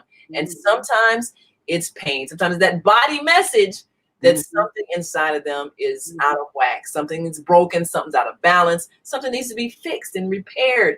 And it's causing them that sensation that's unpleasant. That body message. And so we can maybe, if we realize that's what we're seeing, instead of us getting angry at them or wanting to hurt them back, we can say something comforting that might bring a smile even through their pain. We can say something, little thing. Oh, I like those shoes. Those are really nice. Oh, well, that's the beautiful, classy looking coat you're wearing, or anything, just something that just will bring a smile, a moment of joy to maybe take their mind off of their discomfort. And the interesting thing about that, when you change a person's mood, you actually change the body chemistry. You're biochemical beings. So you can inject that moment of an endorphin into their system just by a compliment. And that will make them physically feel better. Yes. Actually help them start the healing process. You can tell a joke, and get them to laugh. And that brings healing endorphins into their bloodstream, which helps reduce pain. So we can actually do some things for people. Which reduce stress. Yes. So, Naeem, I'm always looking for herbs that help us reduce our stress. And one that was introduced by Viata on health and wellness. And one of those was something that I'm having a little challenge with pronouncing it. So I'm going to spell it ASHWAGANDHA. Ashwagandha. Ashwagandha. Okay, that's probably, I don't know if I've heard of it, but ashwagandha sounds like that might be. She mentioned it on her health and wellness show, which airs on Fridays, 7 till 9 a.m. Central Standard Time. So I went to look this up because I heard it from her, and then I heard it from someone else too. And I was like, okay, I keep hearing this. I need to investigate it. So I went to Google it, and I found out that ashwagandha provides numerous and other benefits for your body and brain as well. For example, it can boost brain function, Alzheimer's, dementia, lowers blood sugar, diabetes, high blood pressure, and cortisol levels. It helps fight symptoms of anxiety and depression. So here are the 12 benefits of ashwagandha that are supported by science. Remember, we talked about science? Okay, well, the first one is it's an ancient medicinal herb. It's been used over 3,000 years to relieve stress. And I'm the stress relief queen, so I got to use this. Increase energy levels and improve concentration. Ashwagandha is Sanskrit for the smell of the horse, which refers to both its unique smell and ability to increase strength. Yes. Wow. Its botanical name is Withania somnifera, and it's also known by several other names, including Indian ginseng and winter cherry. Now, the ashwagandha plant is a small shrub with yellow flowers that's native to India and North Africa. So everything always good comes from Africa. Wow. Yeah, that should tell you something. Extracts or powder from the plant's root, and many of its health benefits are attributed to high concentration of withanolides, whatever that is. WIHANOLIDES. Never heard that word. Oh, and Kwame just sent me a website for your brain, and I will type that in later. Which have this withanolides, which has been shown to fight inflammation and tumor growth. Whoa. So that was the first thing it's good for. I'm not going to read it all because we got about 3 minutes here. The second thing, it helps reduce blood sugar levels like diabetes 2, 3, 4, 5, and 6. Yeah, there's that many diabetes now. Be sure and go to diabeticdonut.com, download the free PDF on how I reduce type 2 diabetes. Number 3, it may have anti-cancer bodies. Number 4, it can reduce cortisol levels. Number 5, may help reduce stress and anxiety. We said that a 60-day study proved that. Number 6, reduce symptoms of depression. Wow. I'm going to post all this on my Facebook page, so don't worry about it. Number 7, it can boost testosterone and increase fertility in men. What? All right now. Oh my goodness. Number 8, may increase muscle mass. Yes, I need more muscle mass. Number 9, may reduce inflammation. Number 10, and Lord knows I got lots of inflammation in my knee, hip, leg, thigh, you name it, it's in me. But I'm working on getting rid of it. I ordered it. It should be here any day now. Number 10, may lower cholesterol. I'm going to do a whole show on this herb because I think this is powerful. Number 11, improve brain function, including brain memory. And number 12 is safe for most people and widely available. Beware, people with autoimmune diseases should also avoid this unless authorized by a healthcare provider. This includes people with conditions like rheumatoid arthritis, lupus, Hashimoto's thyroiditis and type 1 diabetes. So I will type that. I will share that on my Facebook.com Zelda Speaks page and the HLN TV show. But I just wanted to share that with you because the Monday morning mindfulness after show is a continuation of the actual show from 7 to 9 a.m. Central Standard Time. But I wanted to spend some time on stress relief. And that's the best herb that I have seen of today with 12 benefits of helping you release your stress. It is 9:59. I want to thank you for joining us here on Clubhouse, especially Elise. If you wanted to speak, we're about to leave the air, so please raise your hand if you do. But I want to thank Brother Kwame Sunhorse for sharing that information and wisdom with Mama D, as always, who is sharing and Blog Talk. Just thank you because that session just ended. So on a closing note, I want to thank you for being here with me this morning. Naima, you have contact information you want to share with anyone? Well, of course, we do want to encourage you all to thank you. Let's Talk Radio. Goodbye. And you can keep up with our activities on the Female Solution website. That's www.thefemalesolution.com. That's thefemalesolution.com. And also, we're part of the On Air Network. You can go to the On Air Radio TV Guide and see many of our hosts listed. And also, you can see a complete listing of our weekly shows on the On Air Radio Network. And you can go to onaireverywhere.com. And of course, we urge you to like and share those radio shows of our hosts every day of the week at www.blogtalkradio.com/the-female-solution. And who's on tomorrow on the Female Solution? And tomorrow, well, we are securing a number of guests who will give us some insight about what we need to start preparing in terms of legislation. We've got a number of groups that are headed toward Washington and want to propose some legislation. And so we're going to talk about some of these issues that have to do with creating something that addresses problems and how the people can make their voices heard. And of course, we're looking at hearing from Jody as one who will be joining our Female Solution family. Jody Susan of Susan Essentials. Absolutely. And we really want to create a society that is more spiritually based and not profit driven. And so how do we go about changing the structures that affect our lives, that have been so entrenched in our way of living? How can we, the people, actually create what we need to produce a state of wellness, mentally, physically, spiritually, emotionally, financially? How can we restore ourselves? Physically! Absolutely.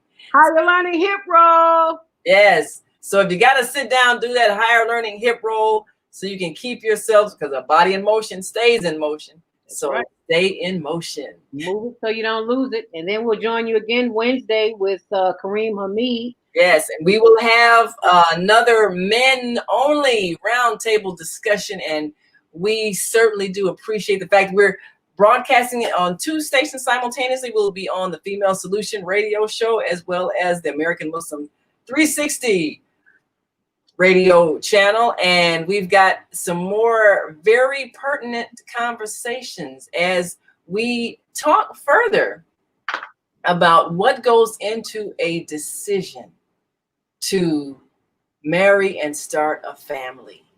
Once you have reached that stage of maturity, what are the things that really make for a stable, long-lasting relationship? And how do you teach your sons to look for that kind of a person who perhaps reflects some of the properties of their mother, if they have a good relationship with their mother? And we'll talk about your relationship with your mother and how it affects the relationships with women in your life. So, and on Thursday, of course, we're back with our women's roundtable discussion, and we'll talk about how were we influenced by our relationship with our mothers? How much have we become our mothers, and how much have our relationships with men reflected the relationship that our mother may have had with our father, good and bad? And how did it affect our choices? And do we need to change some things inside of us so that we don't repeat patterns that may need to not be repeated ever again? And Friday, we've got health and wellness with Viata. And as always, she's giving us information that can bring us to a state of wellness, not just treating symptoms, but truly bringing the body back to balance. And you got to join her on Facebook Live for the joint rolling session that will help your body stay supple and movable. And if you've ever seen Viata, I mean, she's slim and trim, and she rubs her feet together and her hands together. I'm like, okay, now you're doing body movements that I ain't seen a 30-year-old be able to do. I'm gonna watch this one. You know what? I was in so much pain this morning. I was shocked myself. My leg went around, and I was like, "Oh, I'm doing a Viata." Okay, that leg was feeling good going around in that circle. I was like, "Okay, Viata know about that." Yeah, so we should be able to do all those movements, and it doesn't matter how old you are. Our bodies are not supposed to get stiff and break down. They're supposed to always stay supple. They're always supposed to be moving without pain. That's how we're supposed to be. Computers are killing us, and we don't even know it. Oh, but they have a desk where you can stand up now and work on your desk. I love that. I've seen that. I have a tall dresser in my room. So I often put it on there and stand up and do some work too. That really good to alternate, because you shouldn't be sitting all the time. And in fact, especially if you're sitting slumped over, this going to affect your back, your spine. I heard somebody talk about the spine situation. Talk about an area that causes pain throughout your whole body. So these are things we need to come up with more sitting down exercises, standing up exercises, so that the time we have to be at these computers, because this is how we can talk to each other, we got to keep moving. Got to do that higher learning hip roll. You got to keep your body in motion, even if you have to sit for 8 hours a day and talk to people through your computer. Keep your body in motion. Keep that body moving. So keep that body moving with the Higher Learning Hip Roll. If you need to contact me during the week, higherlearningnetwork.org. Just go to the site. You can contact me there, or 312-409-6619. Sometimes I forget to call, but I usually check email. So we want to thank you for participating this morning. Yeah. Move it all. Big and tall. Ooh, y'all. Body said, yeah, do some more of that, girl. So I got to go get in the floor and do my rolls, my hip roll, my leg roll, my thigh roll, all of them rolls. I might even get rid of a roll or two. Anyway. Oh, Kwame is sending me something else who COVID-19 may hide in brains and call relapses. Yeah, I'm going to put all that information on my Facebook page. So, but it's time to get out of here. Thank you so much for joining us this morning. We will see you next time, tomorrow morning here on The Female Solution. Stay on purpose, stay empowered, and stay tuned to the next Higher Learning Hip Roll. And remember, keep it moving. Dr. CJ Mimee says, if you want, CJ Mimee says, if you want to keep agile, you got to keep it moving. All right now. All right. We will see you all tomorrow right here from 7 to 9 a.m. on The Female Solution. Make it a great day and keep those hips rolling. Keep them hips moving. The Higher Learning Hip Roll. Yeah.